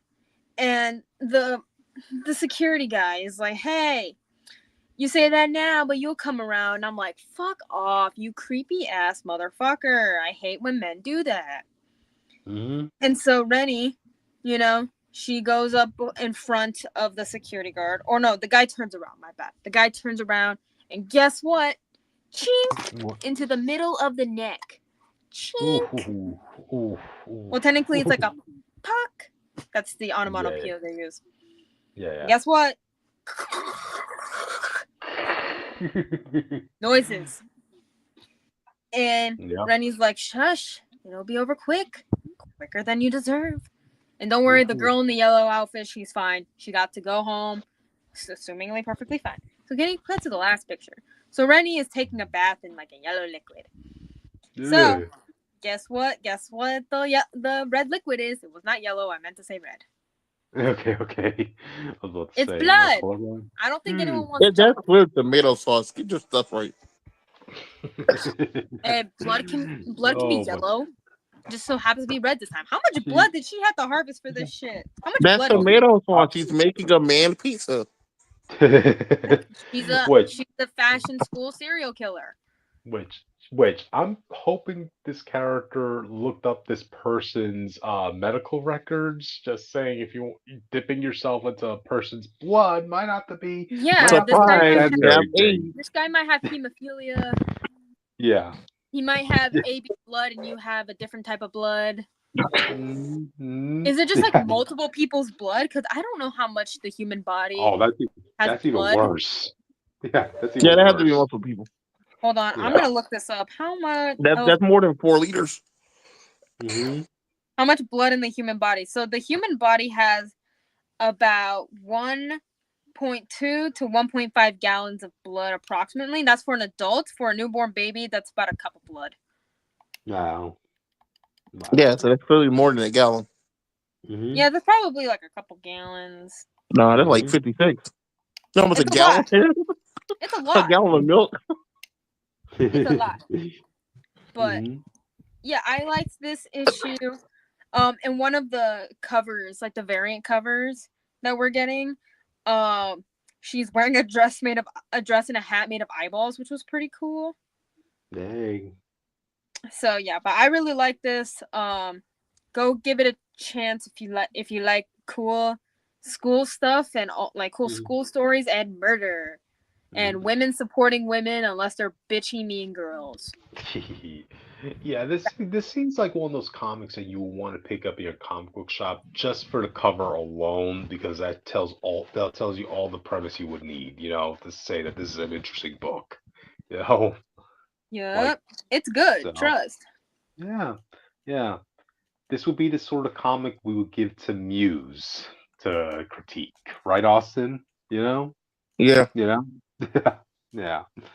So Muse or Leatherface or whatever artistic serial killers are out there, So yeah, Well, I hope you guys liked it because I might talk yeah, about it next month. yeah. I'll definitely see if my comic book shop has this. Yeah, I want, I might want to look this up too. It's Again, good. I interesting can send you the premise. link for it. Okay, okay, that'll be I'll cool. send it later. Hey, he doesn't read online. This man's a physical Mhm. owner. I'm an OG Okay, I'm a that way, physical owner are you? too, but sometimes I want to read it online before I Mhm. confirm or deny if I want to buy it. Who do I look like? Cryptid that one time? All right. With that So, one all right Captain then. America book that he hated? But well, we're not talking about my Captain America issues I hate. So let's move on to the next book, audience. So, do I got it. Oh wait, It's Jake's turn. yeah, it's my turn. I just oh, didn't. okay, okay. I had too many to put, so I can I organize it. can't believe you fucked it up. Fucked it up. But all right. Welcome back to the Island of Doom. We have hit a No, milestone, that brothers. nigga's ugly. It's Karzani. He's the devil, maybe, kind of. Depends on who you ask. Dude, Why hey, you got a dead e-belt on? You know what? Fine. Give me 1 you second. look, I see you just Jake. not fucking with this. Look, Jake, look. he looks like Bionicle Quasimodo with some armor, man. Well, you That's know what he what? looks like. Feel like You he know made what? his own dead e-belt and then he walked around talking about I'm the champion. Kind of, but listen. All right, fine. Look, I get you're not fucking with that design, but listen, what about the toy design? The design you take home, take out the box, and build yourself. How about that? That's better. Okay, Okay, all right. okay. It's kind of like you'll break his ribs in half. That's kind of funny. Like one spear like ruins his life, bro. It's true. But we are back with the Island of Doom, and we have hit a milestone. We're finally at the part. Well, after this section I reviewed tonight, we're finally at the part of the reason why I wanted to review all these books, because I wanted to get to know these people. But that said, let's get into it. What happened? Well, last time, if you weren't here last week, Jala and his team accidentally went to an island where the Matoran there were kind of like let's just say they were kind of experimented on, or horribly experimented on. They were eventually captured by this guy here called Karzani. Karzani told them, hey, listen, you're the first Matoran to show up here in a couple thousand years, maybe 100,000 years. Take off your mask so I can give you new ones. And they said, and Jala, because remember, Jala has a legendary mask of a Toa on his face. And he's like, I'm not doing that, fam. This is like an heirloom, bro. This is like a legacy. And he said, okay, fine. And so he gave him a horrible vision of an alternate ending to Bionicle Mask of Light, where Takua dies and the Matoran becomes slaves and Jala becomes Makuta's personal pet. It was kind of fucked up. Meanwhile, the Toa Nuva were made an alliance with the Matoran, and they're on their way to fight the Paraka. Meanwhile, the Paraka have decided we don't like working together anymore. We're just gonna fuck each other over, and that's where we are right now. So we actually get this is huge lore dumping. We find out when Jala's story that we're at Karzani's island is actually the island of Artok, which is the legendary island from Vakama's old stories. That was like I believe it's Bionicle heaven. Only as you can see, this place is kind of hellish. The Matoran are scared to live here. They barely know how to talk anymore because they've been working nonstop. And that's actually we kind of get this is kind of where we find out how Karzani sees things. He doesn't really see this place as hell. He kidnaps Holly, who let me get Holly up here so y'all know. He kidnaps Holly. He's like, listen, the rest of you are gonna work. You're gonna work at the fires, and you burn shit. Holly, you're the chronicler, right? You come with me. I just want to learn all the shit I've missed. And so Holly's like, but I don't want to come with you. And everyone's like, just go with him before he like tortures you, whatever. He's like, fine, whatever.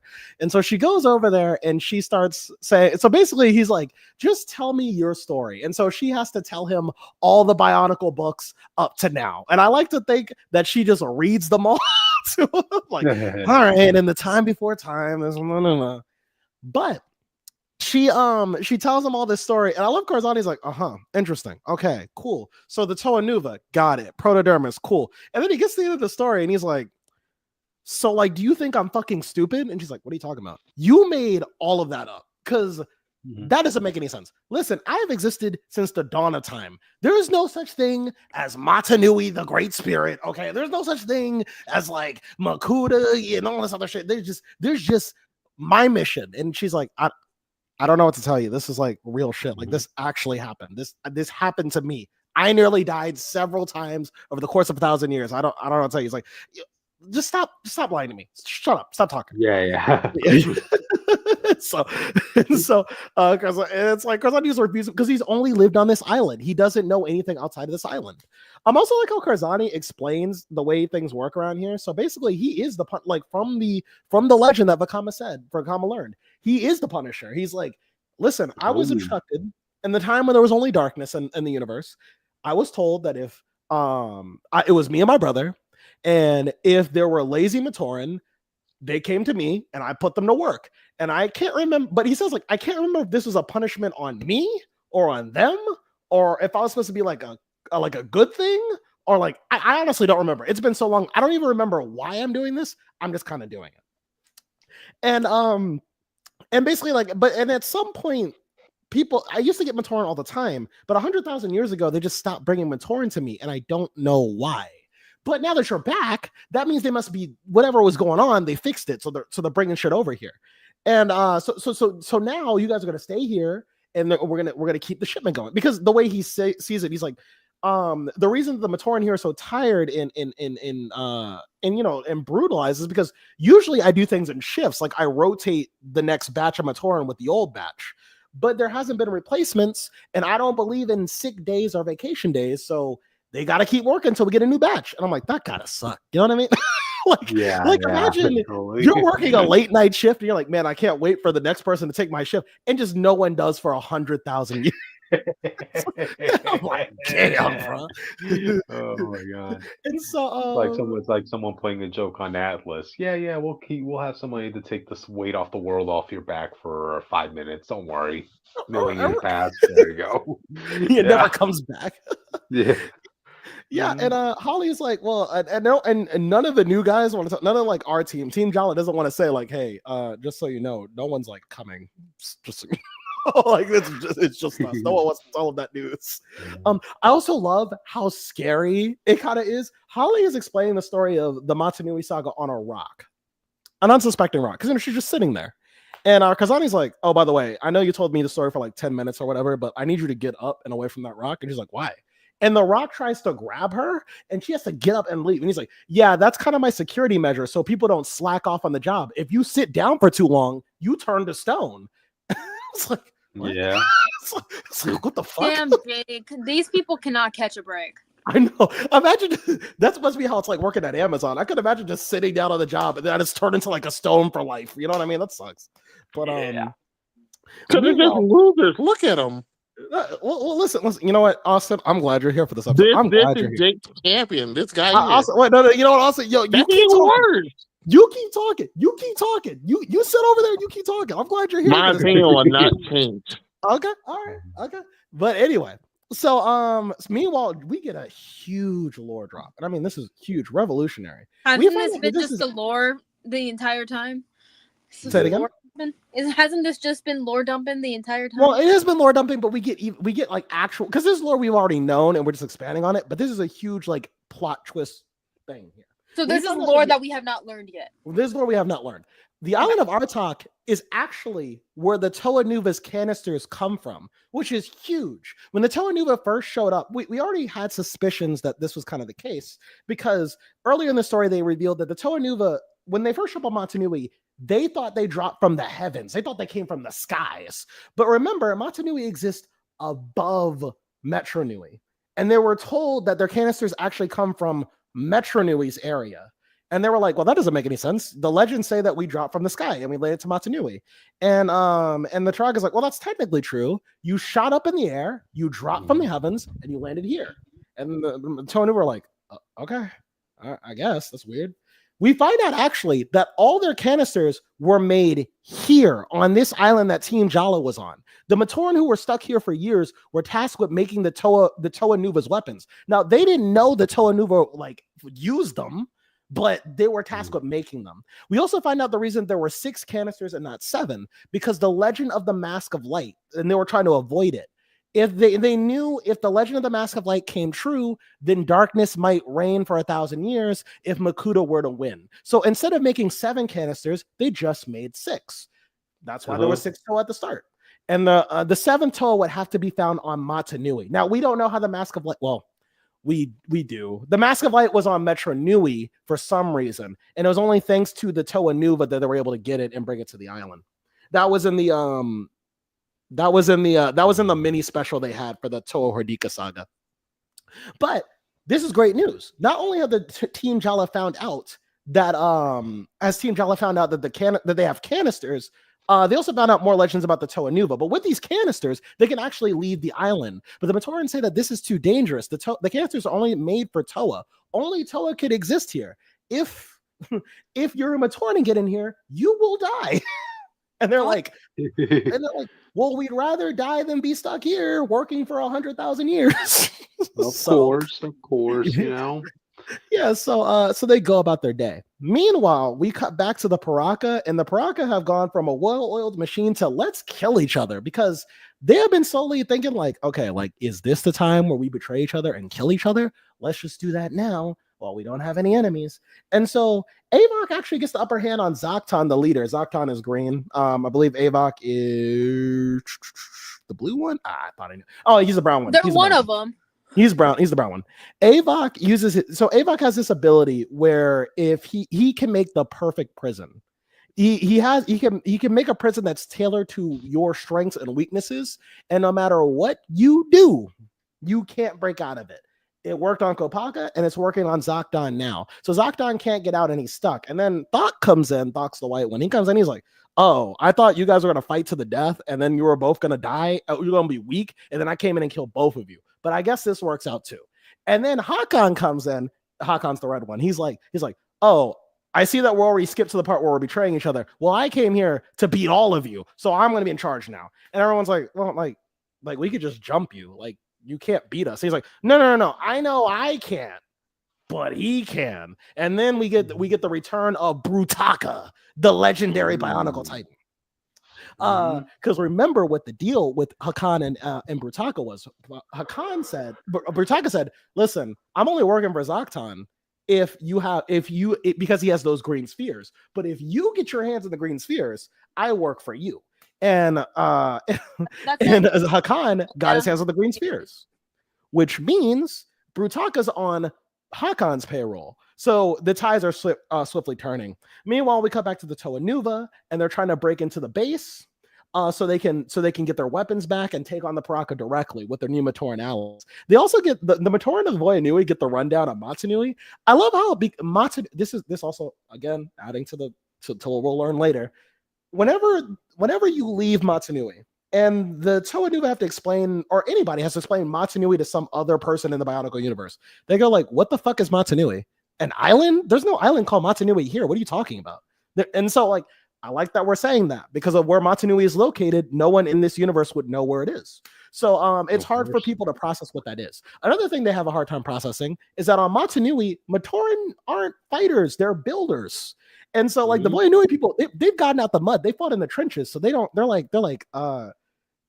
it weird. They're like, oh, these Matoran are like physically stronger than us, but they don't have weapons. You're I would telling rather have my what gat the on fuck me we've been every day. doing? Say again, much? They're like, what's with this lore drop, dude?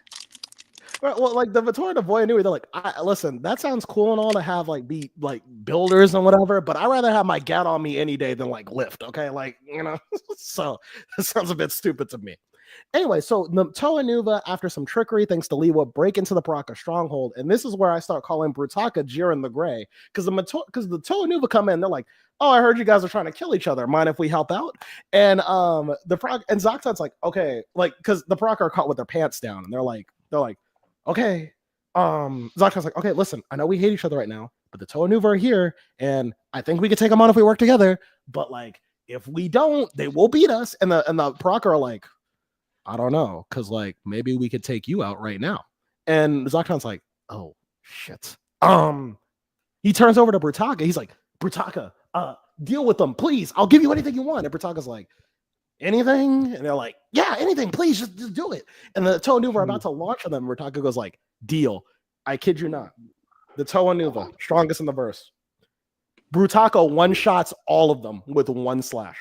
They describe it as like the blast was so quick. The Paraka were like, did he hit him? Like, what happened? So it's like, holy shit. So Brutaka All I do is proving everything I said was right. These guys are losers. And so the Toanuva have lost again. And all hope on Voyanui is lost because now even the Matoran resistance has been captured this time. But maybe not. We cut back to Voyanui, and this is where Matsuro steps up. Listen, they say Matsuro's the goat of this universe. I'm not saying he is, but I see the vision right now. I see what he could be. Okay. Matsuro. So they have a plan. They're gonna get Holly. They're gonna go to the sphere, the cylinders, and they're gonna leave. And as they're about to make it work, Karzani brings Holly. He's like, no, listen. Here's Holly.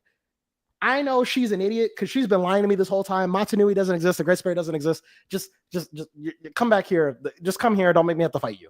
And they're like, you're going to have to scrap because first off, Holly didn't lie. And secondly, we're not staying here. And he's like, oh, please. I could just make you guys have a horrifying vision of the future. Because that's Karzani's power. His power is to look into your mind and look at a good memory and turn it into a bad memory. And he's like, I'm just going to do that. And then you all are going to come with me. And Matsuro steps up. He's like, you know what? Do it. And everyone's like, Matsuro, like, no, like, this is not the time. Insane. Yeah. He's like, don't do that. And Karzani's like, I mean, I'm gonna do it. Like, I'm not bullshit. No, do it. Like, actually do it. Like, I don't care. Just do it. And Karzani's like, bet, bitch. Karzani's like, okay. And so Karzani does it. And I love this. So they cut back to Metro Nui. The vision takes place in Metro Nui. And they just live through, because remember, this whole mission is to save the universe, but they live through a potential future where they don't do that, and the universe just falls apart, and everyone starts dying. Like, they literally describe, you just hear cries and screaming everywhere as like Matoran fall through the cracks and just die one by one, and the people who lived, they went insane, and they just started like screaming and all this other shit. And Takanuva was the last one alive, and he wrote the story of the Toanuva and all the shit for people who might see the story, but he knows no one's going to see the story because the universe died and there's no one to read it. And everyone's like, and then like, it's so traumatizing that Karzani is traumatized. He's like, whoa, wait, what the fuck? Because like before he didn't believe this, but because they believe this will happen so much, it's a vision for them. He's like, wait, this shit's real. So they're like, yeah. And so while he's trying to process this, Jala's like, okay, let's go. No, I mean, I'm sorry, Matsuro's like, let's go. So like grabs the whole team and gets them out of there. Basically. I love that teamwork. Yeah. So I love Matsuro. Everyone else, I love how they described it. Matsuro is the only one who knew this was gonna happen. So he just he was prepared for it, but everyone else is just kind of sick to their stomach. They're like traumatized, like, oh my god, we're gonna die. Oh fuck, please. Like they're about to cry. And Matsuro's like, stop crying. We gotta go. And they just go into the pods and they sail off. And as they get there, On the pods in the seas to Voyanui, a storm passes, and lightning strikes their pod. Now, guys, let me show you my boys. You know them, you love them. This is Team Jala. Okay. But it's time for us to move on. It's time for us to move on because when they awake from the pods, because of the lightning storm, they arise as the Toa Ignika. Wow. That red one looks like a fucking idiot. Which one? The green one? The red one. The red one? That's Jala, bro. Well, because he didn't get to keep his He mask. looks confused to be here. They took his mask. That's not even his real mask. But as usual, I gotta read the promos for the toys so it feels authentic. You may look like a hero, you may feel like a hero. You may be one, you may be many. You may have new mask, new armor, new equipment, but it's not what you got. It's what you do with it that makes you a hero. And that's why the universe chose them. Behold, the Toa Ignika. And this our Bionicle. Roll credits. Yes. And this is my favorite Toa look ever. I love this team. The second best to me is the Toa. Well, you know what? I think it's the third best, but the Toa Marhi are the next best after the Toa Metru. But I love this team. I love their trailer. Bro, how does the sword even work? Say it again. How did the sword even work? The white one. So as far as I'm aware, I don't know the lore yet. As far as I'm aware, it's also a sword and a blaster at the same time. It can shoot out their elemental powers. So what makes this team different than the others is that their masks are not metal. Unlike the other Toas, their masks are breathing. They have actual. So in lore, their mouths move like normal people, as opposed to the others who don't have moving mouths, basically. So. But next time we come back, the Toa Ignika will be born, and they will bring hope to Voyanui or ruin as they continue their quest for the Mask of Life and the Toa Nuva, and hopefully face off against the Paraka and win. We will see how this new team does. But yeah, what do you guys think of the designs of the Toa Ignika? By the way, Fuck this! I'm still gonna be here hating next week. Yeah. What's called keychains upgraded to wall decor. There you go. Okay. Wish, what do you think? They look cool.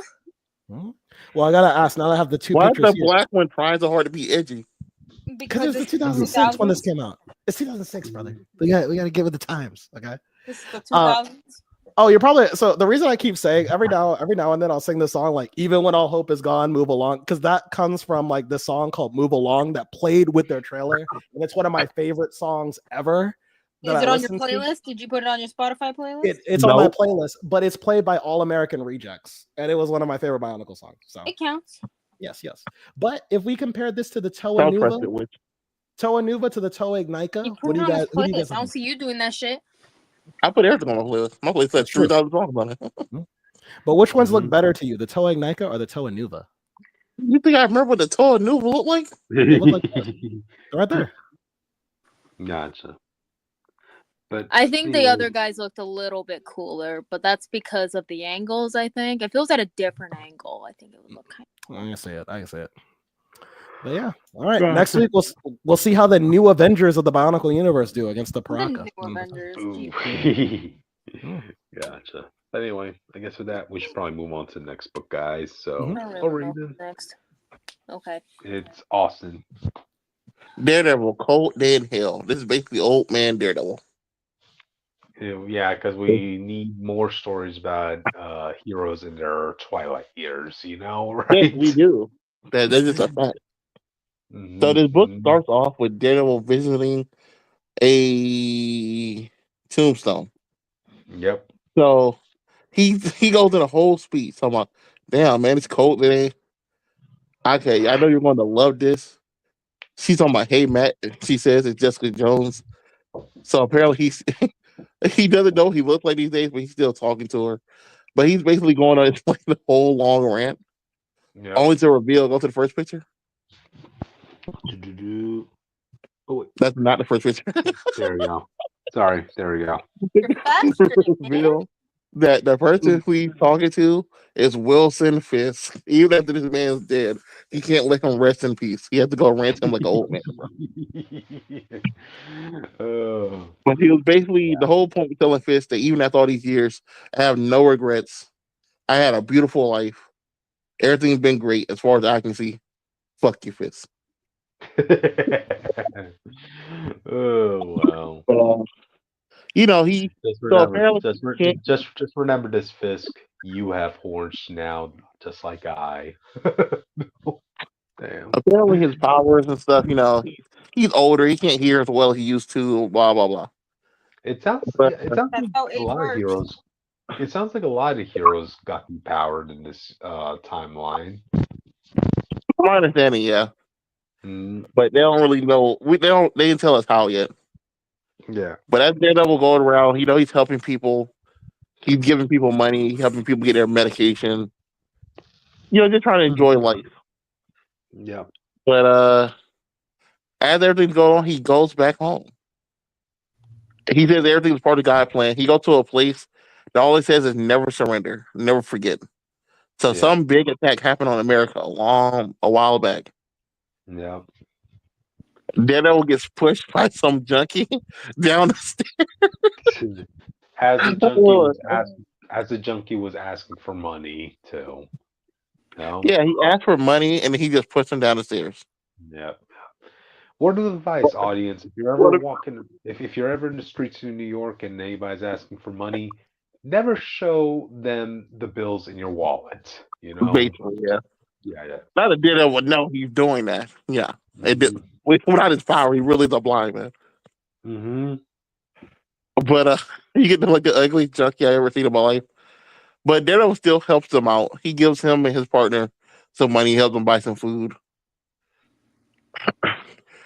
But all he said, bro, give him my cane back. And they throw the cane in his face and wax him. And he's like, Hmm. damn, bro, this shit sucks. But Daredevil is still doing the what's the place called? It's like a soup kitchen. It's like a shelter. Yeah, shelter. They call it the Shelter. Ballin Jack's house. With after his father, obviously. Hmm. You go take the trash out, and something happens. All you see is like a giant smoke grenade or something. Yeah. It was like a bomb went off, but it's a green light. So I was Hmm. like, did they just blow up like a gamma bomb in New York again? I was very like out of it when I first saw it. But this gives Daredevil back his power full force, and it's overwhelming. Yep. But it also gives another person back their powers. So basically, it takes Daredevil a little bit to adjust back to getting his powers. He starts helping people, but he noticed in this building that's collapsing, there's still somebody there. And as he goes in that photo. Yep. The person who allowed Matt to save all these people is Captain America. Because he was also here at the soup kitchen without anyone knowing, helping people out. And the first thing he did was immediately throw himself, put his life on the line to make sure everyone got the building. Uh-huh. And he's here. Yeah, as you see, he got Pierce saving this little girl. Well, this one lady. It might be a little girl. I don't know. He has pieces of metal bars sticking all throughout his body in this picture, Yeah. audience. You know? In his knee, in his gut, in his stomach, in his ribs. Captain Yep. America is done for. Mm-hmm. It isn't a bad death for Captain. It's kind of just very respectful death for Steve Rogers. So it's Yeah, just kind of surprising with how they've been treating him recently. of course, you know. Well, I wouldn't speak too soon because hey, guess what happens to the Shield audience? Hey, I I say a guess. respectful death for him. The shield ain't him.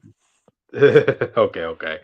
But So, basically, Cap gives him back, give him a little pep talk. Tell me, hey, you got to do what's right. You got this.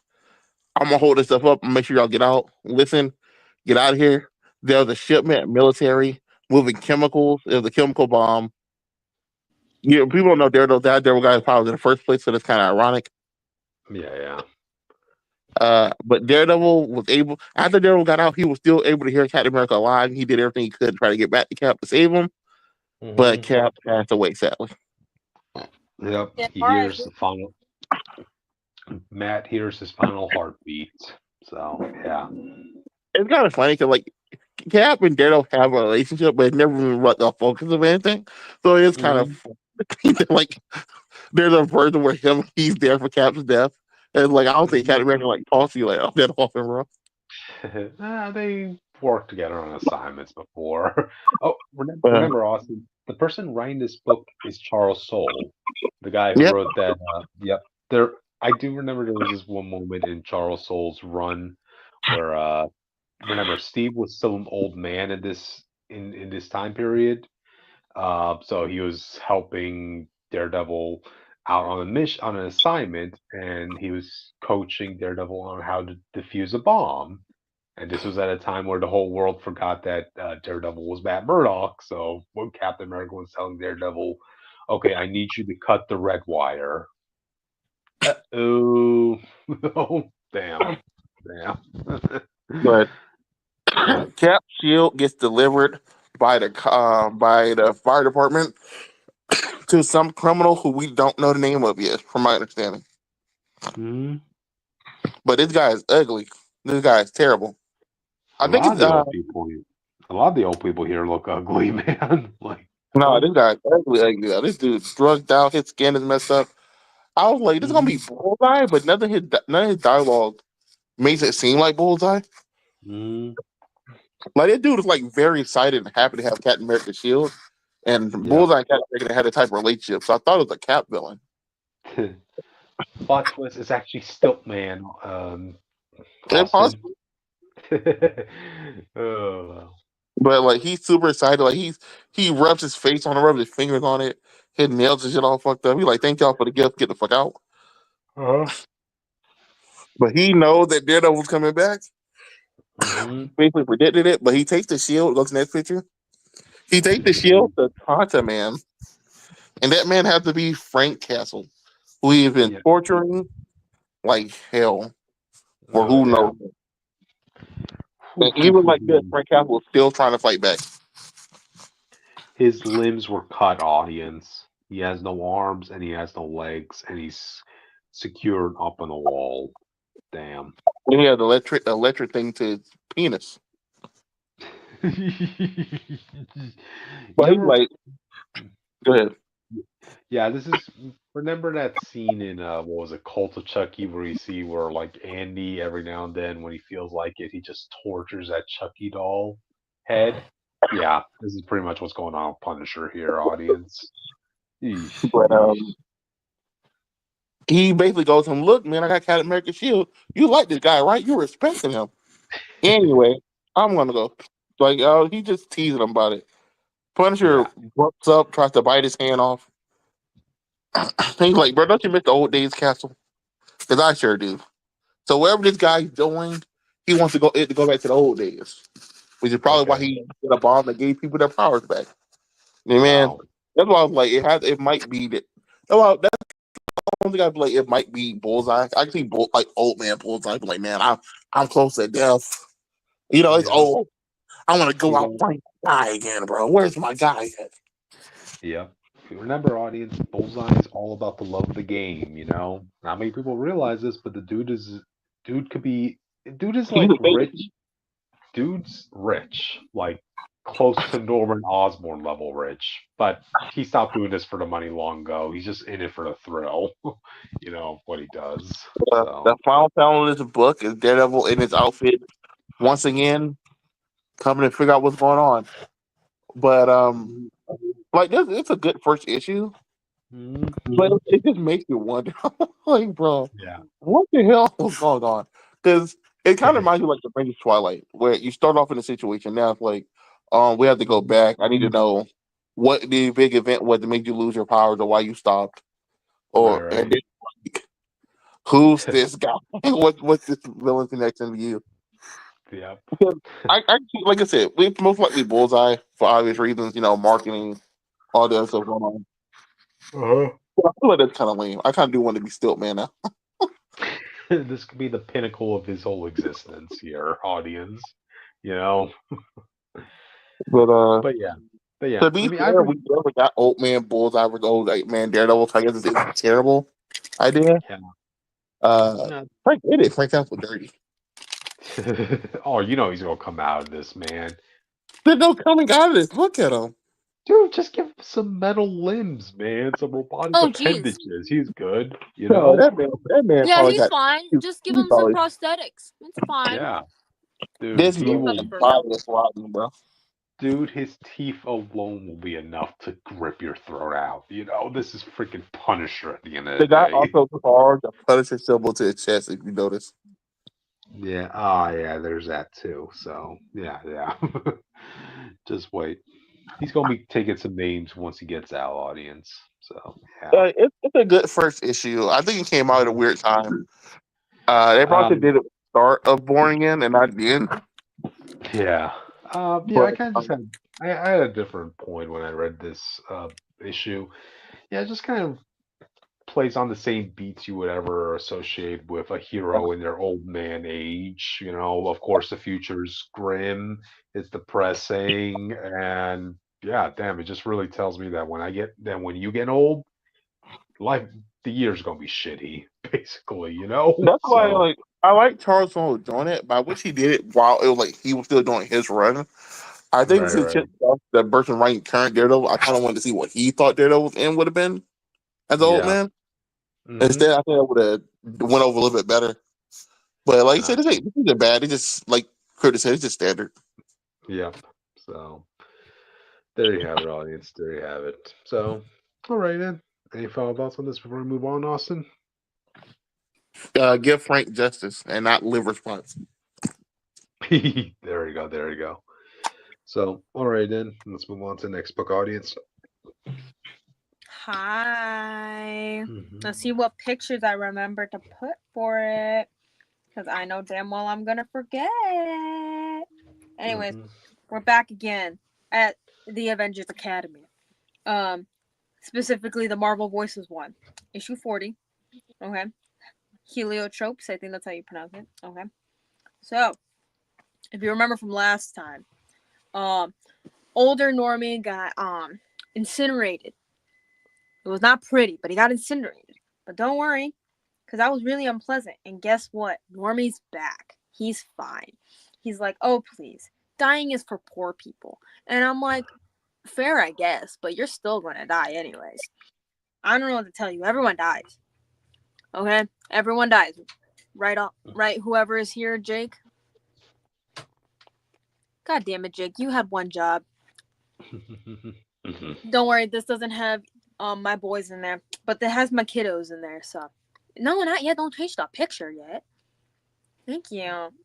Anyways, cancel the janitorial.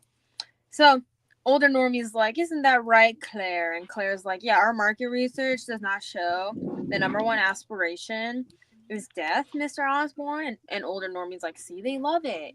Can't get enough. It keeps trending. Oh my god. But the investors entrusted me with the company. So, guess what? No. So guess what? So we see Normie start to consume himself with his symbiote, you know, because it's the same symbiote as what Normie has. I forgot the name of the symbiote in question, but that it'll come to me later. Mhm. Anyway, so we see older Squid Kid. I'm still calling him Squid Kid. I forgot what he changed his name to. To be honest with you, I don't fucking remember. It's fine. And he's like, ah, shit. Now you can switch to the next picture. Because he looks up in the air. And look, guess what we see, besties? We see a weird tentacle monster with one eyeball. He looks like a D&D bad guy you have to fight. Am I right or am I right? I'm right. Anyway, so Normie's like, as we pivot to new world and new markets, Hexus, we grow together. I'm like, what world? You basically destroyed the whole world because of capitalism. I don't know what the fuck to tell you, besties. Anyways, so, Moon Girl's like, Calvin, we need to shut this equipment down. Like, help me out, bro. And older Normie's like, now, we can't have the world's smartest girl running around in hyper state of the art lab scot free, can we? And so he zooms right up to Lunella, and he's like, "Don't make me kill you again, Lunella. It was already so messy the first time. Yeah, because she probably didn't like go down without a fight. And I don't, regardless of how old she was at this point in time. Anyways, so Calvin's like, "Hey, get away from her, you weirdo. You like using people like cheap computer bullshit. Like I've seen your true face, Hexus. I know Why you hide? I was like, wow, he went from villain to hero. Slay. Ooh. Anyways. So older Normie is like, oh, Calvin a backbone. How ironic. How sad to have to remind you that your mobility apparatus is wired to your central nervous system. Eee.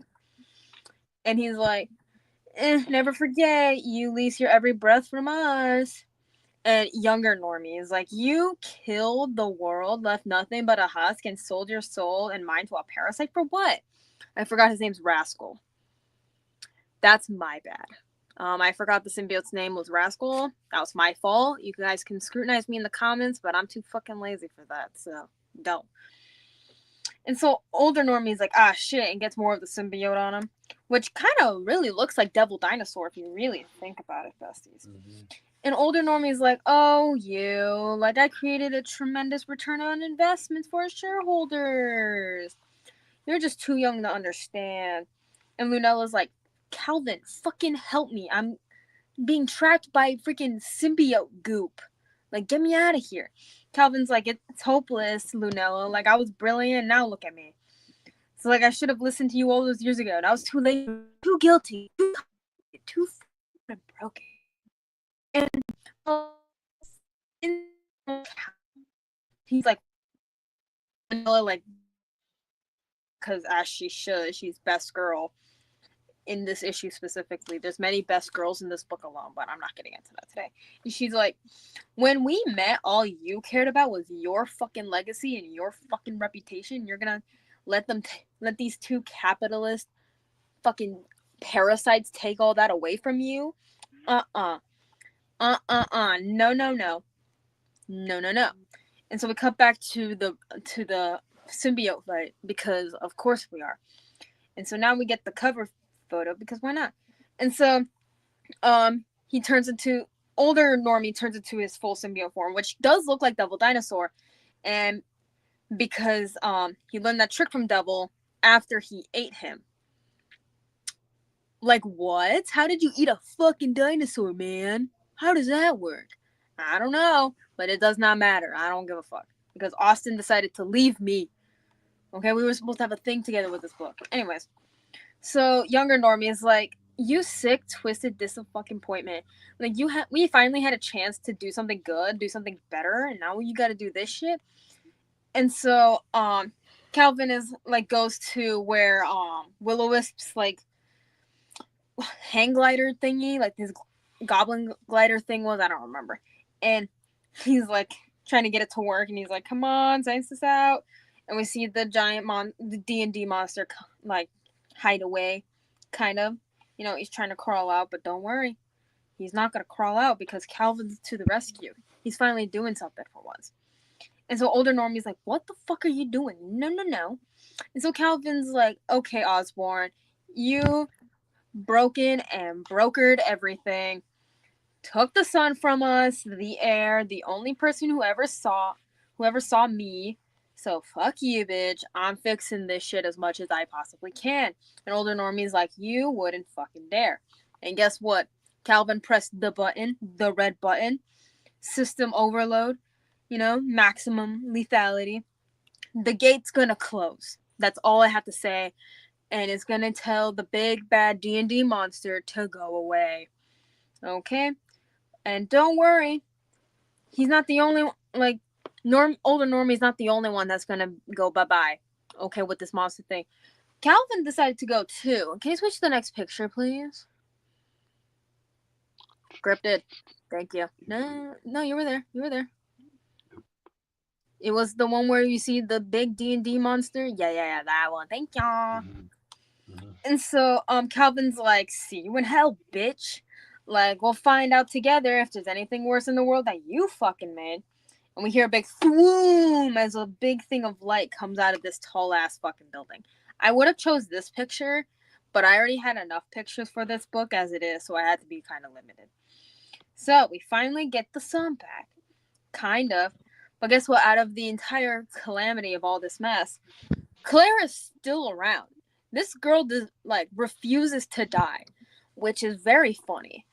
And so we see a voice from in the background, and they're like, there used to be an ice cream shop here. And so Claire is like, who the fuck is there? Can you switch to the not yet, actually, not yet. And so we see Dara of the Ribbon Sky. If you don't remember, she's that Valkyrie lady that we see throughout the book sometimes.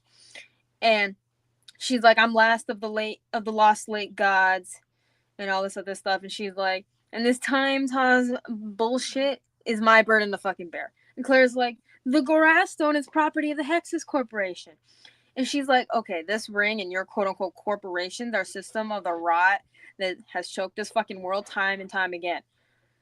Look at the world you made. And we just see the skyline just like in flames. I'm not going to say anything, but all you need to hear is a Okay, can I switch to the next picture? You have to see the giant gold lady. Thank ya. And she's like, but it ends here for you and for me. And so Claire's like, wait, Hexus can give you anything, all the kingdoms of the world and beyond. Like, what do you want? So Jara's like, I want to see the sun again, bitch. And guess what? We get to summon. We see a summoning of a whole bunch of sunflowers, which is great. We like those. Okay. And we see Normie and we see Lunella in like cool new outfits. And they're looking at the new world that was created after the sun came back, thanks to Jara. Yay, fuck you, Hexus. They're having fun. We see a whole bunch of greenery that has reclaimed the city of New York, which is cool. This feels very solar punk right now. We went from dystopian hell to solar punk. Fuck yeah, bitch. Anyways, so Normie and Lunella are like sitting like kind of up high, looking at the skyline and everything like that. They're homies. Homies can hold hands sometimes. Just letting you know they're having a good time. It's like nothing's ever too broken to fix. Like I promise that. And guess who shows up? Can you switch to the next picture? The last picture, actually. Thank you. Our favorite boy, Immortus, aka Ironlad, aka Nathaniel Richards. He's like, hey, Moon Girl. Hey, Red Goblin. It's time to come home, besties. And Normie's like, but we're not done. And Nathaniel's like, we never are, but sometimes tomorrow is a seed we plant, and yesterday is calling. And that's where the issue ends. The next time is yesterday. I cannot, because I'm assuming we're going back in time, Misty, to our current modern day. So that's pretty cool. And like I said, we're not getting an issue this coming up week, unfortunately, because they got to plan out more stuff. But don't worry. I promise next time we will come back to the Academy. Okay? I thought this was a cute issue to wrap up with for right now. But, hey, we'll see what happens next time. I'm bad at guessing nowadays because I was so wrong the last time. So I'm not guessing anymore. Anyway, that's the end. Oh, that's okay. Yeah. Now, let's go on to the last book of the night, audience. Yeah, Jake. Wings of silver, wings of steel, oh, silver. Jake, you tell me you had that song in your head all week long, yet you missed up the lyrics. I can't. It's wings of silver. Veins of steel, or something it's like veins? that. Are you crazy? Wait, hang on. No, wait, hang on. You're not gonna gaslight me live on air. Veins Silver, of steel. Where is it? Wait, Silverhawks theme lyrics. Oh, actually, it's Wings of Silver, Nerves of Steel. Nerves of Steel. Okay. Nerves. So we're both wrong. Jake, okay. At the end of the day, audience. So we just proved that Jake was wrong. So wait, but you're wrong too. Hey, I'm not Jake. I'm not the one who was complaining that I had that song stuck in my head the whole week. So listen, partly metal, partly real. Oh, Silverhawk. Anyway, I love this cover art. This cover art is so fucking fire. This is something you will want to get out of your comic book stand because of this cover alone, man. I mean, that was dope. This isn't even the best one. They have one with all four of them. I thought I saved it, but I guess I saved this one instead. But yeah, what is. But Silverhawks issue 1. I didn't grow up with the Silverhawks. All right, them Silverhawks be hawking. Okay, but like one of the things I only knew one thing about this show. And that was the theme song that I saw on a random YouTube video. And I said, these people are badass. I don't know who this team is, and I'm sure their show sucks, but Yeah. but I want to get to know them. And so It had tough competition when it was competing against properties like He-Man and Thundercats audience, so give them some slack. yeah, I watched it. I got to watch an episode before I read the comic, and I gotta say, episode 2 was pretty straightforward. I hope. I mean, I know it's not gonna be an amazing show. I'm kind of looking for Transformers the '80s quality, when it come to the show. But I hope the show gets a little more complex than it is now. It's kind of very straightforward. Oh, monster attacks. Let's go beat his ass. You know what I mean? Yeah. But that's what we're Yeah, here to talk. you will get some more additional members onto the team. I'll tell you that. So yeah. Okay.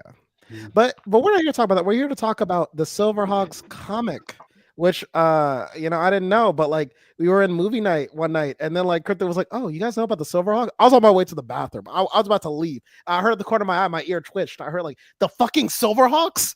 I was like, I have to read this. And so Dynamite made this comic. And what is the story about? Is the story really interesting? I'm gonna tell you right now. It kind of cooks a little bit.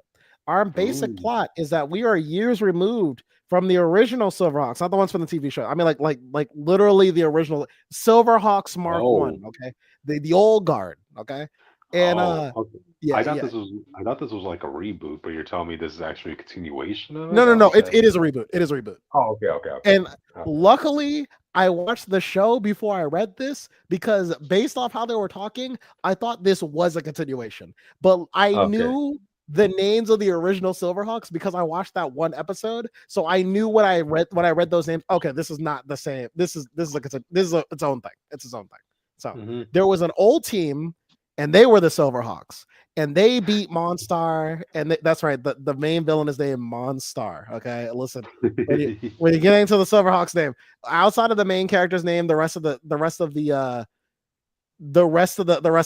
cast is kind of shitty, but yes. So we got Monstar and the crew, okay, and so we beat him, we put him in jail, and so now we're back to normal. But now the monster, this new generation of monsters, has broken Monstar out of prison, but the Silverhawks of old can't save the day because they're old. Okay, they're it's been 100 years. I think one of them says listen, at this point we're partly metal, partly arthritis. Okay, we can't. Hey, Cryptid, did we get any comments?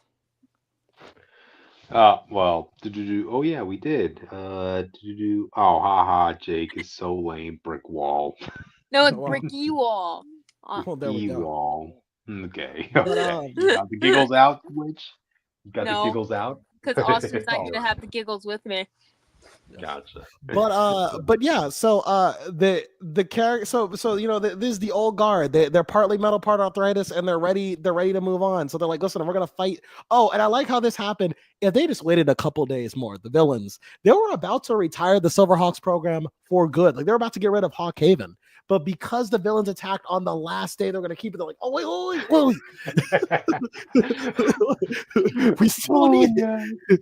It's like if the Legion of Doom, had just waited a day for the Justice League to retire, but now that they attack, the Justice League can come back.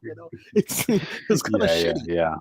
So, but yeah, so now the Silverhawk program is back, but who's going to be the new generation? Well, first issue 1 is about Quicksilver, the leader of the Silverhawks, and he was the leader of a different team. Yes, but not the asshole douchebag, he was douchebag, but okay. He was the leader of his own squad, and they went in to stop the monsters, and they got horribly fucked up. And they ran into a trap, and just so you know, this is a comic book, so blood can be in this 80s kids cartoon show. We can do that now. Okay, we're different. Yep. But I am happy to report it's not trying to be like, ooh, look at we do blood now. It's like the blood's there because it has to be there. It's not there because they want to show you how edgy they are. You know what I mean? Well, they could. Yeah. And I think that's pretty cool because I guess Austin reviews Transformers, the new one, and I know Transformers has had its history since in the comics has always been brutal, but to me at some point it's like this is still like a kid's property. I kind of want it to feel like that, and So like I said, I don't mind blood in Silverhawks, but I do mind if it's excessive. And luckily, we're not at excessive blood. It's just what we need for the story. That's cool. So so Quicksilver and his men get gunned down, and all of them die except for Quicksilver, but his body's fucked up. And they're like, "Oh wow, that's someone we can use to be a Silverhawk." Okay, but I like this scene because he wakes up on some Captain America shit, basically. Like everyone's just kind of chilling. It's like, all right, listen, well, it's gonna take him a couple weeks to wake up, and he's like, and he wakes up in his pod. He's like, what the fuck? Breaks out of that shit, and he starts fighting a bunch of shield agents. I mean, IF8 agents, and he's going out the room, and he's like, where am I? And they're like, Quicksilver, it's been 50 years. You missed your day. No, they're just like, Quicksilver, look, listen, chill out. Everything's cool. Just so you know, you're an android now or a cyborg now. It's gonna be okay. You're a cool action figure that kids will buy. But maybe not, because Transformers is also popular and they're probably gonna buy those first. But you're cool. And so that's basically issue 1, getting Quicksilver on board with the task at hand.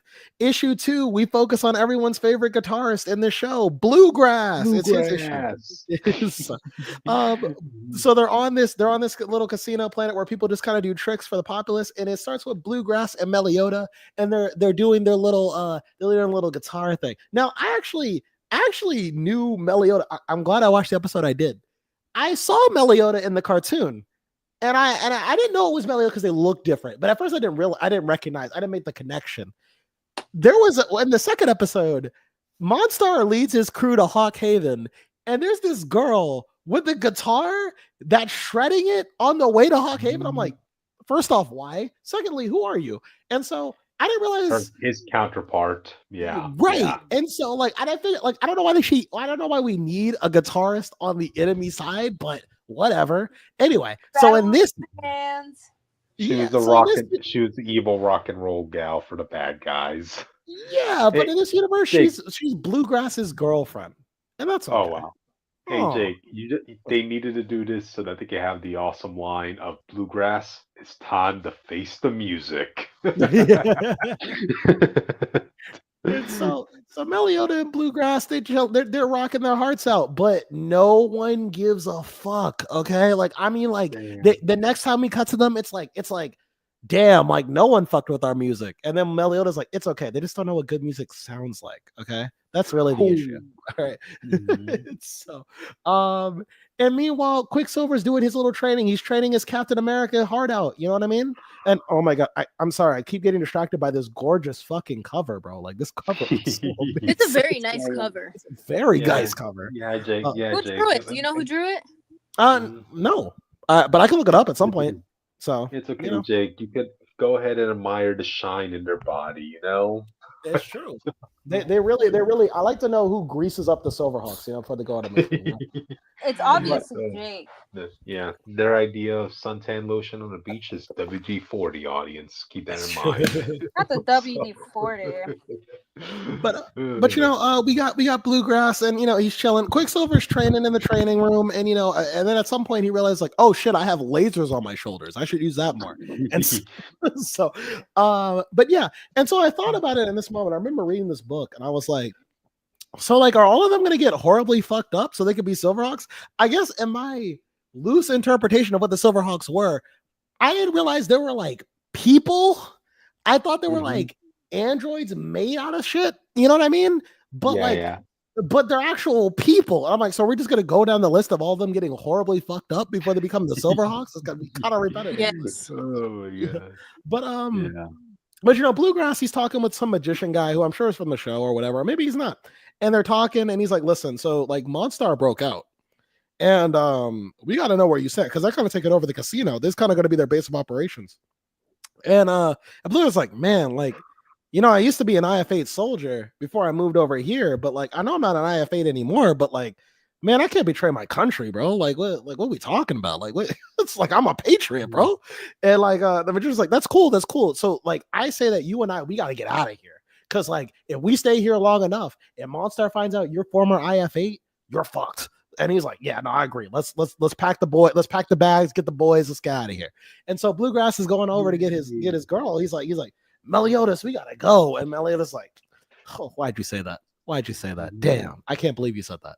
Cause I'm working for the bad guys now. And he's like, what? He's like, yeah, because like, listen, I don't really agree with Monstar's political agenda, but like he said, I could be rich and headline other like, TV shows and other like events. So like I want to be famous. Liquor.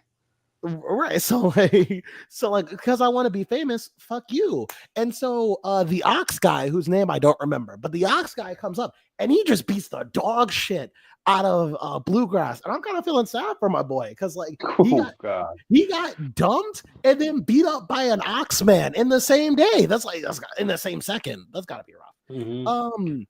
But Bluegrass is tougher than I thought because despite getting his face repeatedly bashed in by a giant metal Oxman, he's fucked up, but it's not like, but his face is still attached to his body, which I think is impressive. But anyway, thanks to his magician friend, Bluegrass saves him, and they go off into the sunset. They're like, listen, we got to get back to the IF8, and we gotta figure out what's going on with these fucking Silverhawks or whatever. But yeah, that's kind of where issue 2 ends. And I gotta say, I love the pacing of this story. Every issue, it is trying to get you to the Silverhawks as quick as possible, but also not forgetting that we gotta build up their characters. So this is the perfect way to take an obscure franchise and just kind of hit the ball running. I'm interested in the political stuff. It still feels like the property it belongs to, but also, God, the fucking art's so good. Now, the art doesn't look like every page doesn't look like this, but in the comic, the art is actually still pretty fun and like pretty cartoony in a fun way, So, I really do like this series. Hopefully, I can keep up with it. If it comes out, it's on my radar. I'll keep reading it because I kind of want to see the Silverhawks come together and how they make the whole team work. I'll let you know when each issue, because I think Sonic this week. Sonic did come out this week, and I would have reviewed it tonight, but it came out after the podcast. Hey, so I'm kind of mad about it. I had no time to read it. So, hey, 80s franchise are all the rage right now, audience. So between the Silverhawks and the Transformers and the G.I. Joes. Heck, in 2 weeks, we're going to be talking about Captain Planet. So, yay. Oh, it's got Captain Planet now. Yeah, so, hey, what a time to be nostalgic today, audience.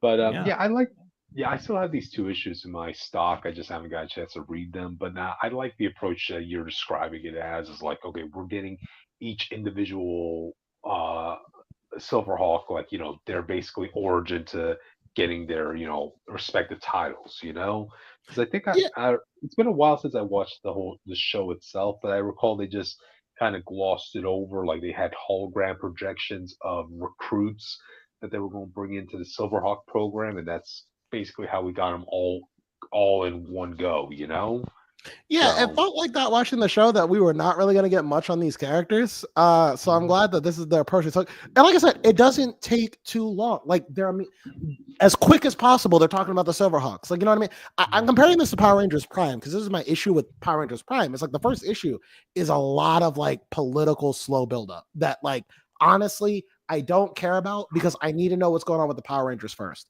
But this one, it knows what it's doing.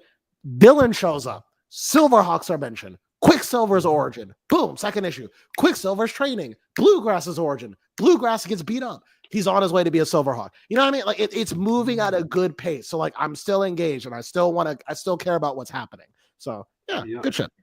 So yeah, cool. So yeah, that's it for tonight. Ooh, we got to the end. Play the music.